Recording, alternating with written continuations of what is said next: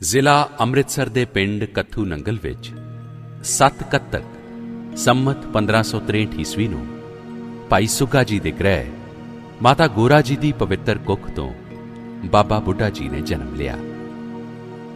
ਭਾਈ ਸੁੱਗਾ ਜੀ ਰੰਧਾਵਾ ਗੋਤ ਦੇ ਜ਼ਮੀਂਦਾਰ ਤੇ ਖੇਤੀਬਾੜੀ ਦਾ ਕੰਮ ਕਰਦੇ ਸਨ। ਭਾਈ ਸੁੱਗਾ ਜੀ ਨੇ ਆਪਣੇ ਪੁੱਤਰ ਦਾ ਨਾਮ ਬੂੜਾ ਰੱਖਿਆ। ਅੱਜਕੱਲ੍ਹ ਇੱਥੇ ਗੁਰਦੁਆਰਾ ਜਨਮ ਸਥਾਨ ਬਾਬਾ ਬੁੱਢਾ ਜੀ ਸਥਿਤ ਹੈ।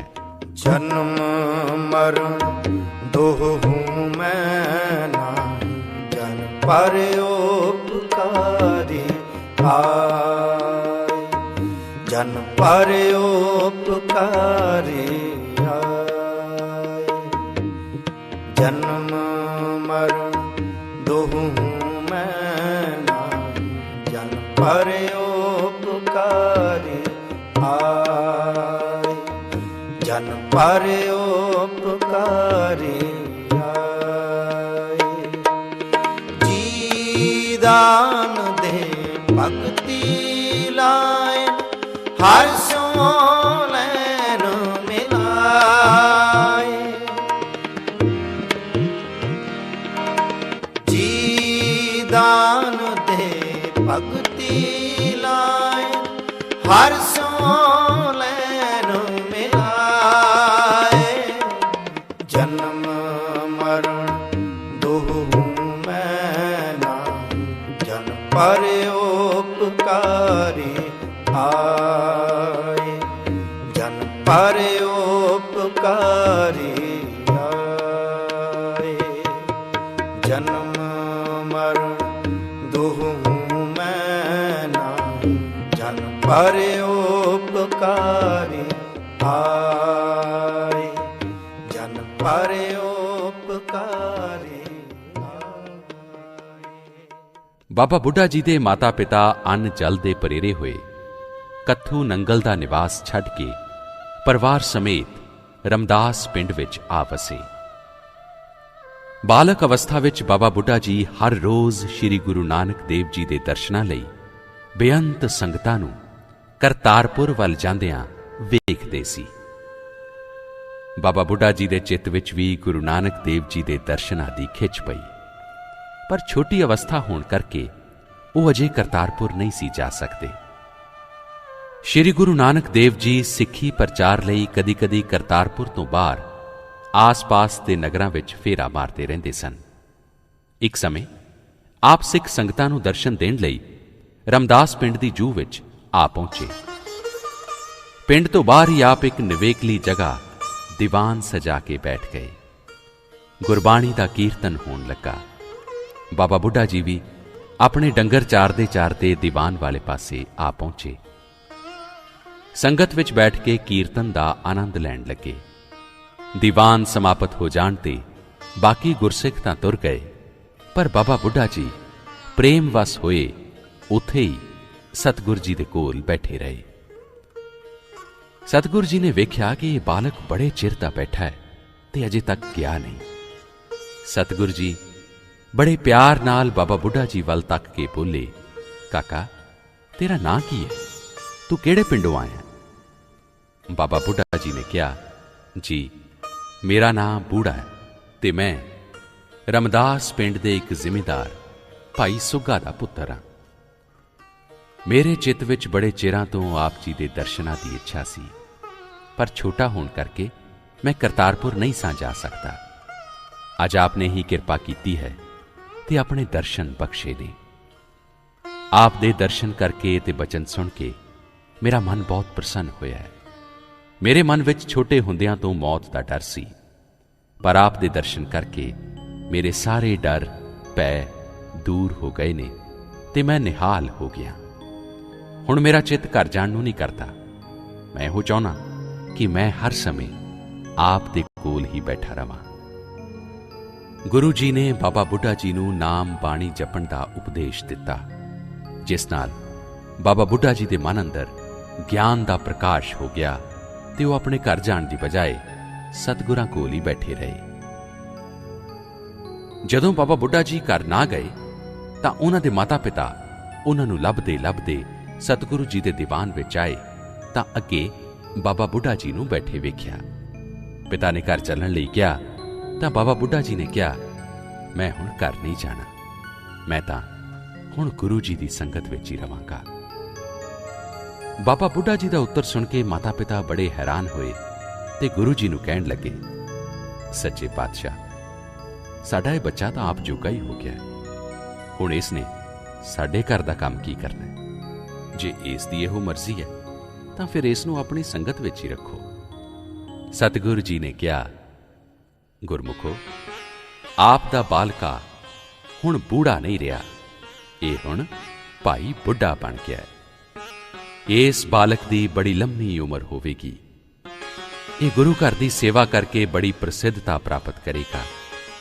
ਇਸ ਬਾਲਕ ਦੀ ਚਿੰਤਾ ਤੁਸੀਂ ਹੁਣ ਛੱਡ ਦਿਓ, ਇਹ ਸਾਡੇ ਘਰ ਵਿੱਚ ਆ ਵਸਿਆ।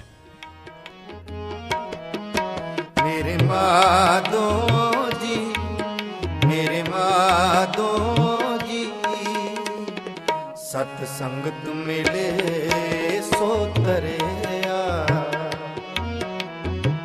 ਸਤ ਸੰਗਤ ਮਿਲੇ ਸੋ ਤਰਿਆ।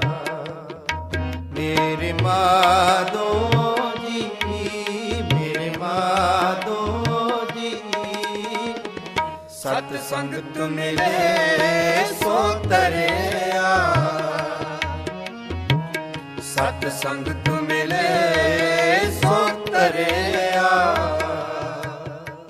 ਗੁਰੂ ਘਰ ਵਿੱਚ ਆਉਣ ਤੋਂ ਪਹਿਲਾਂ ਬਾਬਾ ਬੁੱਢਾ ਜੀ ਬਿਲਕੁਲ ਅਨਪੜ੍ਹ ਸਨ, ਪਰ ਕਰਤਾਰਪੁਰ ਆ ਕੇ ਆਪ ਨੇ ਗੁਰਮੁਖੀ ਪੜ੍ਹ ਲਈ ਸੀ। ਬਹੁਤ ਸਾਰੀ ਗੁਰਬਾਣੀ ਕੰਠ ਕਰਕੇ ਹਰ ਸਮੇਂ ਬਾਣੀ ਦਾ ਪਾਠ ਕਰਨ ਵਿੱਚ ਲੀਨ ਰਹਿੰਦੇ। ਦਿਨੋਂ ਦਿਨ ਆਪ ਦੀ ਆਤਮਾ ਵਿੱਚ ਗਿਆਨ ਦਾ ਪ੍ਰਕਾਸ਼ ਹੋ ਰਿਹਾ ਸੀ। ਇੱਕ ਦਿਨ ਬਾਬਾ ਬੁੱਢਾ ਜੀ ਦੇ ਮਾਤਾ ਪਿਤਾ ਗੁਰੂ ਜੀ ਕੋਲ ਕਰਤਾਰਪੁਰ ਆਏ ਤੇ ਬੇਨਤੀ ਕੀਤੀ, ਜੇ ਆਪ ਆਪਣੇ ਸੇਵਕ ਭਾਈ ਬੁੱਢਾ ਜੀ ਦੀ ਸ਼ਾਦੀ ਕਰਨ ਦੀ ਆਗਿਆ ਬਖਸ਼ੋ ਤਾਂ ਅਸੀਂ ਇਸ ਕਾਰਜ ਲਈ ਉੱਦਮ ਕਰੀਏ। ਸਤਿਗੁਰੂ ਜੀ ਆਪਣੇ ਸਿੱਖਾਂ ਨੂੰ ਗ੍ਰਸਥ ਧਰਮ ਵਿੱਚ ਰਹਿ ਕੇ ਸੱਚਾ ਧਰਮ ਕਮਾਉਣ ਦਾ ਉਪਦੇਸ਼ ਦਿਆ ਕਰਦੇ ਸਨ। ਸੋ ਆਪ ਨੇ ਬਾਬਾ ਬੁੱਢਾ ਜੀ ਨੂੰ ਸੱਦ ਕੇ ਆਗਿਆ ਕੀਤੀ ਕਿ ਬਾਬਾ ਬੁੱਢਾ ਜੀ, ਆਪ ਦੇ ਮਾਤਾ ਪਿਤਾ ਆਪ ਦੀ ਸ਼ਾਦੀ ਕਰਨਾ ਚਾਹੁੰਦੇ ਨੇ, ਸੋ ਆਪ ਇਹਨਾਂ ਨਾਲ ਘਰ ਜਾਓ ਤੇ ਇਹਨਾਂ ਦੀ ਖੁਸ਼ੀ ਪੂਰੀ ਕਰੋ। ਬਾਬਾ ਬੁੱਢਾ ਜੀ ਗ੍ਰਸਥ ਦੇ ਜੰਜਾਲ ਵਿੱਚ ਫਸਣ ਦੀ ਇੱਛਾ ਨਹੀਂ ਰੱਖਦੇ ਸਨ, ਪਰ ਸਤਿਗੁਰੂ ਜੀ ਦੇ ਹੁਕਮ ਨੂੰ ਉਹ ਕਿਵੇਂ ਮੋੜ ਸਕਦੇ ਸਨ। ਸੋ ਆਪ ਗੁਰੂ ਜੀ ਦੀ ਆਗਿਆ ਨੂੰ ਪ੍ਰਵਾਨ ਕਰਕੇ ਆਪਣੇ ਮਾਤਾ ਪਿਤਾ ਨਾਲ ਘਰ ਨੂੰ ਤੁਰ ਪਏ। ਮਾਤਾ ਪਿਤਾ ਨੇ ਸਾਕ ਲੱਭ ਕੇ ਵਿਆਹ ਆਰੰਭ ਕਰ ਦਿੱਤਾ। ਵਿਆਹ ਵਿੱਚ ਸ਼ਾਮਿਲ ਹੋਣ ਲਈ ਸਤਿਗੁਰੂ ਜੀ ਨੂੰ ਸੱਦਾ ਪੱਤਰ ਭੇਜਿਆ ਗਿਆ। ਸਤਿਗੁਰੂ ਜੀ ਆਪ ਤਾਂ ਵਿਆਹ ਵਿੱਚ ਸ਼ਾਮਿਲ ਹੋਣ ਲਈ ਨਾ ਗਏ, ਪਰ ਮਾਤਾ ਸੁਲੱਖਣੀ ਜੀ ਤੇ ਆਪਣੇ ਦੋਵਾਂ ਸਾਹਿਬਜ਼ਾਦਿਆਂ ਨੂੰ ਵਿਆਹ ਵਿੱਚ ਸ਼ਾਮਿਲ ਹੋਣ ਲਈ ਭੇਜ ਦਿੱਤਾ। ਭਾਈ ਸੁੱਗਾ ਜੀ ਨੇ ਆਪਣੇ ਜੱਦੀ ਪਿੰਡ ਕੱਥੂ ਨੰਗਲ ਵਿੱਚ ਵਿਆਹ ਕਰਨ ਦਾ ਫੈਸਲਾ ਕੀਤਾ। ਅਚਲ ਪਿੰਡ ਦੇ ਇੱਕ ਜੱਟ ਘਰਾਣੇ ਦੀ ਕੰਨਿਆ ਮਿਰੂਆਂ ਨਾਲ ਬਾਬਾ ਬੁੱਢਾ ਜੀ ਦਾ ਵਿਆਹ ਬੜੀ ਧੂਮ-ਧਾਮ ਨਾਲ ਕੀਤਾ ਗਿਆ। ਬਾਬਾ ਬੁੱਢਾ ਜੀ ਦੇ ਮਾਤਾ-ਪਿਤਾ ਦਾ ਖਿਆਲ ਸੀ ਕਿ ਵਿਆਹ ਹੋ ਜਾਣ ਤੋਂ ਬਾਅਦ ਭਾਈ ਬੁੱਢਾ ਸਾਡੇ ਕੋਲ ਆਪਣੇ ਘਰ ਹੀ ਰਿਹਾ ਕਰੇਗਾ, ਪਰ ਬਾਬਾ ਬੁੱਢਾ ਜੀ ਦੀ ਪ੍ਰੀਤੀ ਗੁਰੂ ਘਰ ਨਾਲ ਐਸੀ ਹੋ ਗਈ ਸੀ ਕਿ ਉਹ ਕਿਸੇ ਤਰ੍ਹਾਂ ਵੀ ਘਰ ਰਹਿਣ ਲਈ ਤਿਆਰ ਨਾ ਹੋਏ। ਆਪ ਵਿਆਹ ਤੋਂ ਬਾਅਦ ਫਿਰ ਕਰਤਾਰਪੁਰ ਹੀ ਆ ਗਏ ਤੇ ਗੁਰੂ ਜੀ ਤੇ ਸੰਗਤਾਂ ਦੀ ਸੇਵਾ ਵਿੱਚ ਅੱਗੇ ਵਾਂਗ ਜੁਟ ਗਏ। ਗੁਰੂ ਜੀ ਨੇ ਸਭ ਤਰ੍ਹਾਂ ਗੁਰਿਆਈ ਦੇ ਯੋਗ ਜਾਣ ਕੇ 17 ਹਾੜ ਸੰਮਤ 1596 ਨੂੰ ਭਾਈ ਲਹਿਣਾ ਜੀ ਨੂੰ ਗੁਰਗੱਦੀ ਤੇ ਬਿਠਾ ਕੇ 5 ਪੈਸੇ ਤੇ ਨਾਰੀਅਲ ਅੱਗੇ ਰੱਖ ਕੇ ਮੱਥਾ ਟੇਕਿਆ ਤੇ ਪਰਿਕਰਮਾ ਕੀਤੀਆਂ। ਸਤਿਗੁਰੂ ਜੀ ਨੇ ਸਭ ਸੰਗਤਾਂ ਨੂੰ ਆਗਿਆ ਕੀਤੀ ਕਿ ਅੱਜ ਤੋਂ ਭਾਈ ਲਹਿਣਾ ਜੀ ਸਾਡੀ ਜਗ੍ਹਾ ਸਿੱਖ ਸੰਗਤਾਂ ਦੀ ਅਗਵਾਈ ਕਰਿਆ ਕਰਨਗੇ। ਅਸੀਂ ਆਪਣੇ ਅੰਗ ਨਾਲ ਲਾ ਕੇ ਇਹਨਾਂ ਨੂੰ ਲਹਿਣਾ ਜੀ ਤੋਂ ਅੰਗਦ ਦੇਵ ਜੀ ਬਣਾ ਦਿੱਤਾ ਹੈ। ਇਹਨਾਂ ਨੂੰ ਅੱਜ ਤੋਂ ਸਾਡਾ ਰੂਪ ਹੀ ਸਮਝਣਾ। ਸਾਡੀ ਸਾਰੀ ਸ਼ਕਤੀ ਹੁਣ ਇਹਨਾਂ ਵਿੱਚ ਵਰਤੇਗੀ। ਸਤਿਗੁਰੂ ਜੀ ਨੇ ਸਭ ਸਿੱਖਾਂ ਵਿੱਚੋਂ ਬਾਬਾ ਬੁੱਢਾ ਜੀ ਦੀ ਸੇਵਾ ਨੂੰ ਮੁੱਖ ਰੱਖ ਕੇ ਹੁਕਮ ਕੀਤਾ ਕਿ ਬਾਬਾ ਬੁੱਢਾ ਜੀ ਆਪ ਸ਼੍ਰੀ ਗੁਰੂ ਅੰਗਦ ਦੇਵ ਜੀ ਨੂੰ ਗੁਰਿਆਈ ਦਾ ਤਿਲਕ ਆਪਣੇ ਹੱਥੀਂ ਲਾਓ। ਬਾਬਾ ਬੁੱਢਾ ਜੀ ਨੇ ਸਤਿਗੁਰੂ ਜੀ ਦੀ ਆਗਿਆ ਮੰਨ ਕੇ ਸ਼੍ਰੀ ਗੁਰੂ ਅੰਗਦ ਦੇਵ ਜੀ ਨੂੰ ਗੁਰਿਆਈ ਦਾ ਤਿਲਕ ਲਾਇਆ परिक्रमा कीतियां ते चरनां ते मत्था टेकिया। सब संगतां ने भी श्री गुरु अंगद देव जी नूं श्री गुरु नानक देव जी का स्वरूप जान के नमस्कार किया। बाबा बुढ़ा जी की हत्थी गुरियाई का तिलक लगाउण करके आप का सत्कार सब संगतां विच बहुत वध गया। हुण सिख संगतां आप नूं भाई बुढ़ा जी की बजाय बाबा बुढ़ा जी के नाम नाल बुलाउण लग पईयां। श्री गुरु नानक देव जी ने श्री गुरु अंगद देव जी नूं गुरियाई की दात बख्श के करतारपुर तो अपने पिंड खडूर विच जाके वसण की आग्या की। कुछ समय पिछों श्री गुरु नानक देव जी ने ज्योति जोत समाउण का कौतक वरता दिता। हुण सतगुर जी तो बिना बाबा जी का मन करतारपुर विच रहण लई नहीं सी मानता। बाबा बुढ़ा जी लई सतगुरु जी का विछोड़ा बड़ा असह सी। आप बड़ी वैरागमयी अवस्था विच रहण लग पए। श्री गुरु नानक देव जी के सचखंड चले जाण करके सिख संगतां बड़ियां उदास सन। श्री गुरु अंगद देव जी के खडूर विच गुप्तवास रखण दा संगतां नूं कोई पता नहीं सी। काफ़ी खोज करन ते भी संगतां नूं गुरु जी का कोई पता न लगा। अखीर सब संगतां रल के बाबा बुढ़ा जी कोल पहुंचियां ते बेनती की कि बाबा जी श्री गुरु अंगद देव जी पता नहीं कित्थे लोप हो गए ने। असीं उन्हां दे दर्शनां नूं बड़ी तीव्रता नाल तांघदे रहने हां। आप ही इस समस्या का कोई हल कढ सकते हो। बाबा बुढ़ा जी नूं इन्ना क ज्ञान सी कि श्री गुरु नानक देव जी ने श्री गुरु अंगद देव जी नूं खडूर जा वसण की आग्या की सी। सो आप सिख संगतां नूं नाल लै के खडूर वल चल पए। खडूर पहुंच के बाबा बुढ़ा जी माई भिराई नूं मिले ते सतगुर जी बारे पुछया। माई ने कोई उत्तर न दिता, चुप रही। बाबा बुढ़ा जी जान गए कि सतगुर जी माई भिराई दे घर ही ने। एक बंद कोठड़ी वेख के आपने जान लिया कि सतगुर जी इसे कोठड़ी विच ही ने। बूआ खोलिया। सतगुर जी बाबा बुढ़ा जी ते सारी संगत नूं वेख के बड़े प्रसन्न हुए। आप सारी संगत के दर्शन करके बड़े वैराग विच आ गए ते इह श्लोक उचारिया। जिस प्यारे स्यो नेह तिस आगे मर चलिए, त्रिग जीवन संसार ताकै पाछे जीवना। सब संगतां दे बेनती करन ते आप बाहर आ गए। दोवें वेले खडूर विच दीवान सजण लग पए। दूरों दूरों संगतां दर्शनां लई आउण लग पईयां। श्री गुरु अंगद देव जी ने श्री अमरदास जी की सेवा तो प्रसन्न होके बाबा बुढ़ा जी की सलाह नाल उन्हां नूं गुरगद्दी बख्शण का फैसला किया। एक दिन मुकर्रर करके सब संगतां की हाज़री विच श्री गुरु अंगद देव जी ने श्री अमरदास जी नूं गुरियाई की दात बख्शी। गुरियाई का तिलक लाउण का माण बाबा बुढ़ा जी नूं दिता गया। सब संगतां नूं सतगुर जी ने हुक्म दिता कि अज तो श्री गुरु अमरदास जी नूं साडा स्वरूप जान के इन्हां दी सेवा करनी। श्री गुरु अंगद देव जी ने श्री गुरु अमरदास जी नूं इह आग्या दित्ती कि तुसां साडे तो बाद खडूर साहब की बजाय गोइंदवाल निवास रखना। इत्थे रहण नाल साडे दोवें सपुत्तर आप नाल ईरखा रखणगे। कुछ दिनां बाद श्री गुरु अंगद देव जी खडूर विच ज्योति जोत समा गए। सतगुर जी का अंतिम समागम करके श्री गुरु अमरदास जी सतगुर जी के हुक्म अनुसार खडूर तो गोइंदवाल आ वसे। इत्थे संगतां दे जुड़न वास्ते महलां तो जरा हटवां दीवान स्थान बनाया गया, जिथे दोवें वेले सत्संग ते गुरबाणी का कीर्तन होया करता सी। हज़ारां संगतां श्री गुरु अमरदास जी के दर्शनां लई गोइंदवाल आउण लग पईयां। श्री गुरु अमरदास जी नूं गुरियाई मिलण दे दिन तो ही दातू दे मन विच ईरखा दी अग बल रही सी। उसने अपने मन विच धारिया कि यह गुरगद्दी मेरा हक है। मैं अपने घर दे एक साधारण सेवक नूं इस गद्दी ते नहीं बैठ देना।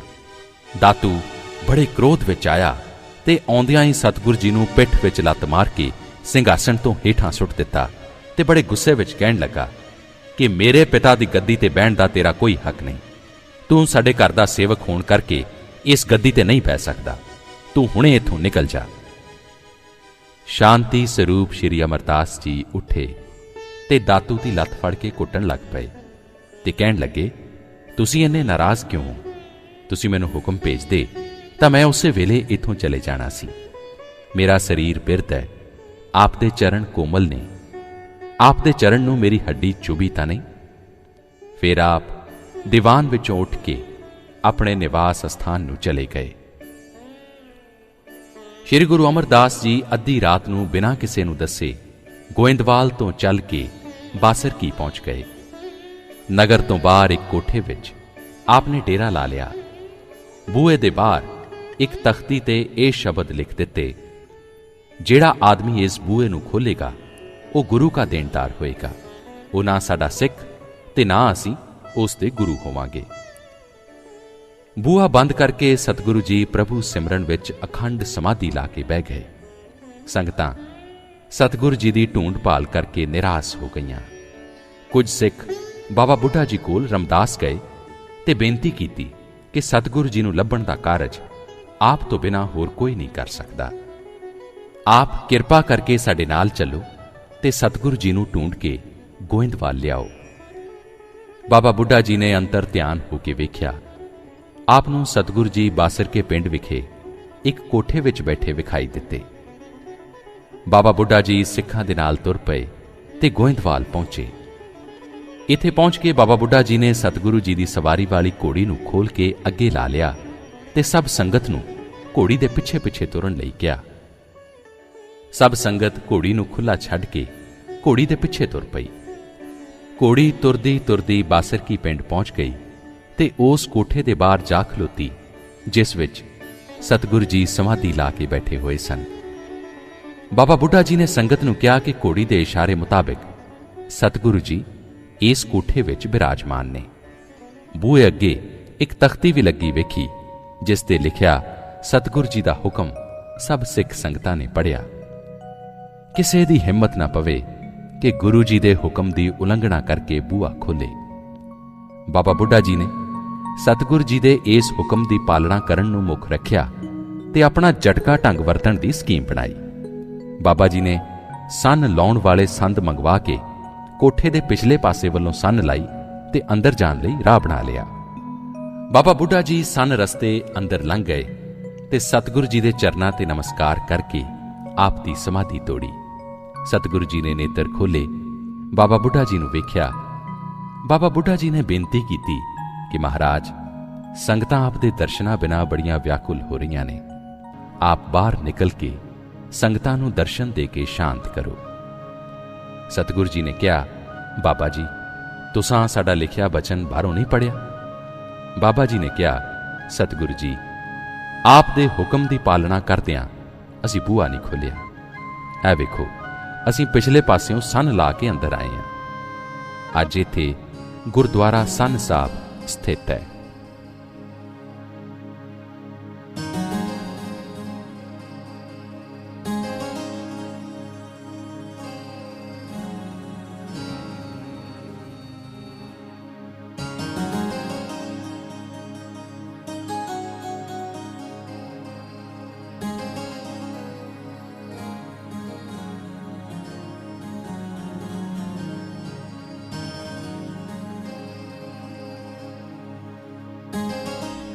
ਸਤਿਗੁਰੂ ਜੀ ਬਾਬਾ ਜੀ ਦੀ ਜੁਗਤੀ ਵੇਖ ਕੇ ਬੜੇ ਪ੍ਰਸੰਨ ਹੋਏ ਤੇ ਕਹਿਣ ਲੱਗੇ, ਬਾਬਾ ਜੀ, ਅਸੀਂ ਸਤਿਗੁਰੂ ਜੀ ਦੇ ਸਪੁੱਤਰ ਦਾਤੂ ਜੀ ਦੇ ਹੁਕਮ ਅਨੁਸਾਰ ਗੋਇੰਦਵਾਲ ਛੱਡ ਕੇ ਇੱਥੇ ਆਏ ਹਾਂ।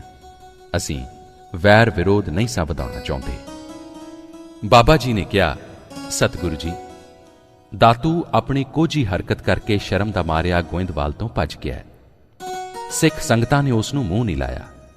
ਤੁਸੀਂ ਗੋਇੰਦਵਾਲ ਚੱਲ ਕੇ ਗੁਰਗੱਦੀ ਤੇ ਬਿਰਾਜਮਾਨ ਹੋਵੋ ਤੇ ਸਿੱਖ ਸੰਗਤਾਂ ਨੂੰ ਦਰਸ਼ਨ ਦੇ ਕੇ ਨਿਹਾਲ ਕਰੋ। ਸ਼੍ਰੀ ਗੁਰੂ ਅਮਰਦਾਸ ਜੀ ਨੇ ਆਪਣਾ ਅੰਤ ਸਮਾਂ ਜਾਣ ਕੇ ਸ਼੍ਰੀ ਜੇਠਾ ਜੀ ਦੀ ਸੇਵਾ ਤੇ ਪ੍ਰਸੰਨ ਹੋ ਕੇ ਗੁਰਗੱਦੀ ਉਹਨਾਂ ਨੂੰ ਦੇਣ ਦਾ ਫੈਸਲਾ ਕੀਤਾ। ਬਾਬਾ ਬੁੱਢਾ ਜੀ ਸਤਿਗੁਰੂ ਜੀ ਦਾ ਇਹ ਸੰਕਲਪ ਸੁਣ ਕੇ ਬਹੁਤ ਪ੍ਰਸੰਨ ਹੋਏ। ਬਾਬਾ ਬੁੱਢਾ ਜੀ ਸ਼੍ਰੀ ਜੇਠਾ ਜੀ ਦੀ ਨਿਸ਼ਕਾਮੀ ਸੇਵਾ ਵੇਖ ਕੇ ਪਹਿਲਾਂ ਹੀ ਜਾਣਦੇ ਸਨ ਕਿ ਗੁਰਿਆਈ ਦੇ ਅਸਲ ਹੱਕਦਾਰ ਸ਼੍ਰੀ ਜੇਠਾ ਜੀ ਨੇ। ਭਾਦਰੋਂ ਸੁਦੀ 13 ਸੰਮਤ 1631 ਨੂੰ ਸ਼੍ਰੀ ਗੁਰੂ ਅਮਰਦਾਸ ਜੀ ਨੇ ਗੁਰਗੱਦੀ ਦੀ ਦਾਤ ਬਖਸ਼ ਕੇ ਸ਼੍ਰੀ ਜੇਠਾ ਜੀ ਦਾ ਨਾਮ ਸ਼੍ਰੀ ਗੁਰੂ ਰਾਮਦਾਸ ਜੀ ਰੱਖਿਆ। ਗੁਰਿਆਈ ਦਾ ਤਿਲਕ ਬਾਬਾ ਬੁੱਢਾ ਜੀ ਨੇ ਲਾਇਆ। ਬੈਠਾ ਸੋਢੀ ਪਾਤਸ਼ਾਹ, ਬੈਠਾ ਸੋਢੀ ਪਾਤਸ਼ਾਹ, ਰਾਮਦਾਸ ਰਾਮਦਾਸ ਸਤਿਗੁਰੂ ਕਹਾਵੈ, ਸਤਿਗੁਰੂ ਕਹਾਵੈ। ਬੈਠਾ ਸੋਢੀ ਪਾਤਸ਼ਾਹ। ਬਾਬਾ ਬੁੱਢਾ ਜੀ ਦੀ ਸਲਾਹ ਅਨੁਸਾਰ ਸ਼੍ਰੀ ਗੁਰੂ ਰਾਮਦਾਸ ਜੀ ਪਰਿਵਾਰ ਸਮੇਤ ਗੁਰੂ ਕੇ ਚੱਕ ਵਿੱਚ ਆ ਵਸੇ। ਇੱਥੇ ਹੀ ਗੁਰੂ ਘਰ ਦੀ ਮਰਿਆਦਾ ਅਨੁਸਾਰ ਸਤਸੰਗ ਹੁੰਦੇ, ਸ਼ਬਦ ਕੀਰਤਨ ਹੁੰਦਾ ਤੇ ਸਤਿਗੁਰੂ ਜੀ ਸਿੱਖ ਸੰਗਤਾਂ ਨੂੰ ਨਾਮ ਬਾਣੀ ਦੁਆਰਾ ਉਪਦੇਸ਼ ਬਖਸ਼ਦੇ। ਗੁਰੂ ਕਾ ਲੰਗਰ ਅਤੁੱਟ ਵਰਤਦਾ। ਫਿਰ ਗੁਰੂ ਜੀ ਨੇ ਅੰਮ੍ਰਿਤ ਸਰੋਵਰ ਤਿਆਰ ਕਰਨ ਦਾ ਮਨ ਬਣਾਇਆ। ਬਾਬਾ ਬੁੱਢਾ ਜੀ ਸਰੋਵਰ ਦਾ ਉਦਘਾਟਨ ਕਰਨ ਲਈ ਕਈ ਦਾ ਪਹਿਲਾ ਟੱਪ ਲਾਇਆ। ਫਿਰ ਬਾਬਾ ਬੁੱਢਾ ਜੀ ਨੂੰ ਝਬਾਲ ਪਰਗਣੇ ਦੀ ਜਾਗੀਰ ਦਾ ਮੁੱਖ ਪ੍ਰਬੰਧਕ ਥਾਪਿਆ ਗਿਆ। ਬਾਬਾ ਜੀ ਹੁਣ ਸੇਵਾਦਾਰਾਂ ਸਮੇਤ ਬੀੜ ਵਿੱਚ ਜਾ ਕੇ ਰਹਿਣ ਲੱਗ ਪਏ। ਸ਼੍ਰੀ ਗੁਰੂ ਰਾਮਦਾਸ ਜੀ ਨੇ ਸਭ ਸਿੱਖ ਸੰਗਤਾਂ ਦੀ ਹਾਜ਼ਰੀ ਵਿੱਚ ਭਾਦਰੋਂ ਸੁਦੀ ਏਕਮ ਸੰਮਤ 1638 ਨੂੰ ਸ਼੍ਰੀ ਅਰਜਨ ਦੇਵ ਜੀ ਨੂੰ ਗੁਰਿਆਈ ਦੀ ਦਾਤ ਬਖਸ਼ ਕੇ ਆਪਣੇ ਸਿੰਘਾਸਣ ਤੇ ਬਿਰਾਜਮਾਨ ਕੀਤਾ। ਬਾਬਾ ਬੁੱਢਾ ਜੀ ਨੇ ਸ਼੍ਰੀ ਗੁਰੂ ਅਰਜਨ ਦੇਵ ਜੀ ਨੂੰ ਗੁਰਿਆਈ ਦਾ ਤਿਲਕ ਲਾਇਆ। ਸ਼੍ਰੀ ਗੁਰੂ ਅਰਜਨ ਦੇਵ ਜੀ ਨੇ ਸ਼੍ਰੀ ਗੁਰੂ ਰਾਮਦਾਸ ਜੀ ਦੀ ਆਰੰਭ ਕੀਤੀ ਸਰੋਵਰ ਦੀ ਖੁਦਾਈ ਦਾ ਕਾਰਜ ਬਾਬਾ ਬੁੱਢਾ ਜੀ ਦੀ ਨਿਗਰਾਨੀ ਵਿੱਚ ਸੰਪੂਰਨ ਕੀਤਾ। ਹੁਣ ਸਤਿਗੁਰੂ ਜੀ ਦੀ ਇੱਛਾ ਹੋਈ ਕਿ ਇਸ ਸਰੋਵਰ ਵਿੱਚ ਇੱਕ ਬੜਾ ਸੁੰਦਰ ਹਰਿਮੰਦਰ ਉਸਾਰਿਆ ਜਾਏ। ਇਸ ਕਾਰਜ ਦੇ ਆਰੰਭ ਕਰਨ ਲਈ ਸਤਿਗੁਰੂ ਜੀ ਨੇ ਬਾਬਾ ਬੁੱਢਾ ਜੀ ਨਾਲ ਸਲਾਹ ਕੀਤੀ। ਬਾਬਾ ਜੀ ਨੇ ਬੜੀ ਪ੍ਰਸੰਨਤਾ ਪ੍ਰਗਟ ਕੀਤੀ। ਇਸ ਹਰਿਮੰਦਰ ਸਾਹਿਬ ਦੀ ਨੀਂਹ ਰੱਖਣ ਲਈ ਅੱਲਾ ਦੇ ਦਰਵੇਸ਼ ਤੇ ਗੁਰੂ ਘਰ ਦੇ ਸ਼ਰਧਾਵਾਨ ਸਾਈਂ ਮੀਆਂ ਮੀਰ ਜੀ ਨੂੰ ਲਾਹੌਰ ਤੋਂ ਸੱਦਿਆ ਗਿਆ। ਕੱਤਕ ਦੇ ਮਹੀਨੇ ਵਿੱਚ ਸਾਈਂ ਮੀਆਂ ਮੀਰ ਜੀ ਦੇ ਹੱਥੀਂ ਸ਼੍ਰੀ ਹਰਿਮੰਦਰ ਸਾਹਿਬ ਦੀ ਨੀਂਹ ਰਖਵਾਈ ਗਈ। ਨੀਂਹ ਰੱਖਣ ਤੋਂ ਬਾਅਦ ਉਸਾਰੀ ਦੀ ਸੇਵਾ ਬਾਬਾ ਬੁੱਢਾ ਜੀ, ਭਾਈ ਗੁਰਦਾਸ ਜੀ, ਭਾਈ ਸਾਲੋ ਜੀ ਤੇ ਹੋਰ ਮੁਖੀ ਸਿੱਖਾਂ ਦੇ ਸਪੁਰਦ ਕੀਤੀ ਗਈ। ਪਰਿਕਰਮਾ ਵਿੱਚ ਇੱਕ ਬੇਰੀ ਦੇ ਬਿਰਛ ਹੇਠਾਂ ਬਾਬਾ ਬੁੱਢਾ ਜੀ ਨੇ ਆਸਣ ਲਾ ਲਿਆ ਤੇ ਉਸਾਰੀ ਦੀ ਦੇਖਭਾਲ ਕਰਨ ਲੱਗੇ। 68 ਤੀਰਥ ਦੇ ਅਸਥਾਨ ਤੇ ਸ਼੍ਰੀ ਗੁਰੂ ਅਰਜਨ ਦੇਵ ਜੀ ਤੇ ਲਾਚੀ ਬੇਰ ਹੇਠਾਂ ਭਾਈ ਸਾਲੋ ਜੀ ਬੈਠ ਕੇ ਸਾਰੀ ਸੇਵਾ ਦੀ ਨਿਗਰਾਨੀ ਕਰਦੇ ਸਨ। ਉਸਾਰੀ ਦੀ ਸਮੁੱਚੀ ਜ਼ਿੰਮੇਵਾਰੀ ਬਾਬਾ ਬੁੱਢਾ ਜੀ ਦੇ ਜ਼ਿੰਮੇ ਸੀ। ਭਾਈ ਗੁਰਦਾਸ ਜੀ ਵੀ ਇਸ ਉਸਾਰੀ ਵਿੱਚ ਵੱਧ ਚੜ੍ਹ ਕੇ ਹਿੱਸਾ ਲੈ ਰਹੇ ਸਨ। ਹਰ ਜਪੇ ਹਰ ਮੰਦਰ ਸਾਜਿਆ, ਸੰਤ ਭਗਤ ਗੁਣ ਗਾਵੇ ਰਾਮ, ਸੰਤ ਭਗਤ ਗੁਣ ਗਾਵੇ ਰਾਮ। ਹਰ ਜਪੇ ਹਰ ਮੰਦਰ ਸਾਜਿਆ, ਸੰਤ ਭਗਤ ਗੁਣ ਗਾਵੇ ਰਾਮ, ਸੰਤ ਭਗਤ ਗੁਣ ਗਾਵੇ ਰਾਮ।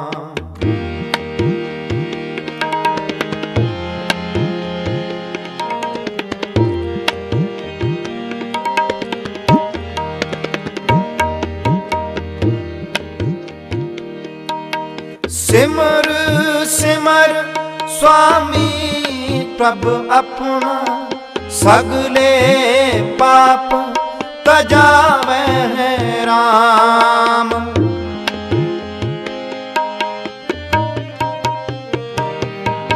ਸਿਮਰ ਸਿਮਰ ਸੁਆਮੀ ਪ੍ਰਭ ਆਪਣਾ, ਸਗਲੇ ਪਾਪ ਤਜਾਵੇ ਰਾਮ, ਸਗਲੇ ਪਾਪ ਤਜਾਵੇ ਰਾਮ। ਹਰ ਜਪੇ ਹਰ ਮੰਦਰ ਸਾਜਿਆ, ਸੰਤ ਭਗਤ ਗੁਣ ਗਾਵੇ ਰਾਮ। ਹਰ ਜਪੇ ਹਰ ਮੰਦਰ ਸਾਜਿਆ, ਸੰਤ ਗਾਵੇ ਹੈਰਾਨ। ਸੰਤ ਭਗਤ ਗੁਣ ਗਾਵੇ ਹੈਰਾਨ। ਲਾਹੌਰ ਦੇ ਸੂਬੇ ਦਾ ਵਜ਼ੀਰ ਖਾਨ ਜਲੋਦਰ ਰੋਗ ਨਾਲ ਬਹੁਤ ਦੁਖੀ ਸੀ। ਕਈ ਵੈਦਾਂ ਹਕੀਮਾਂ ਦੇ ਇਲਾਜ ਕਰਨ ਨਾਲ ਵੀ ਇਹ ਰੋਗ ਦੂਰ ਨਹੀਂ ਸੀ ਹੋ ਰਿਹਾ। ਇੱਕ ਗੁਰੂ ਦੇ ਸਿੱਖ ਨੇ ਵਜ਼ੀਰ ਖਾਨ ਦੀ ਇਹ ਬੁਰੀ ਦਸ਼ਾ ਵੇਖੀ। ਉਸ ਸਿੱਖ ਦੇ ਮਨ ਵਿੱਚ ਤਰਸ ਆਇਆ। ਉਸ ਨੇ ਵਜ਼ੀਰ ਖਾਨ ਨੂੰ ਕਿਹਾ ਕਿ ਜੇ ਤੁਸੀਂ ਸ੍ਰੀ ਗੁਰੂ ਅਰਜਨ ਦੇਵ ਜੀ ਦੀ ਸ਼ਰਨ ਵਿੱਚ ਹਾਜ਼ਰ ਹੋਵੋ ਤਾਂ ਆਪ ਦਾ ਇਹ ਰੋਗ ਅਵਸ਼ ਨਿਵ੍ਰਿਤ ਹੋ ਜਾਏਗਾ। ਵਜ਼ੀਰ ਖਾਨ ਨੇ ਬੇਨਤੀ ਕਰ ਭੇਜੀ ਕਿ ਮੈਂ ਜਲੋਦਰ ਰੋਗ ਨਾਲ ਪੀੜਤ ਹੋਇਆ ਆਪ ਜੀ ਦੀ ਸ਼ਰਨ ਆਇਆ, ਕਿਰਪਾ ਕਰਕੇ ਮੇਰਾ ਰੋਗ ਨਿਵ੍ਰਿਤ ਕਰੋ। ਸਤਿਗੁਰੂ ਜੀ ਨੇ ਵਜ਼ੀਰ ਖਾਨ ਦੀ ਪੁਕਾਰ ਸੁਣ ਕੇ ਕਿਹਾ ਕਿ ਵਜ਼ੀਰ ਖਾਨ ਦਾ ਰੋਗ ਬਾਬਾ ਬੁੱਢਾ ਜੀ ਨਿਵ੍ਰਿਤ ਕਰ ਸਕਦੇ ਨੇ, ਉਹਨਾਂ ਕੋਲ ਜਾਓ। ਕੁਹਾਰ ਵਜ਼ੀਰ ਖਾਨ ਦੀ ਮੰਜੀ ਚੁੱਕ ਕੇ ਜਿੱਥੇ ਬਾਬਾ ਜੀ ਬੈਠੇ ਹੋਏ ਸਨ ਉੱਥੇ ਲੈ ਗਏ।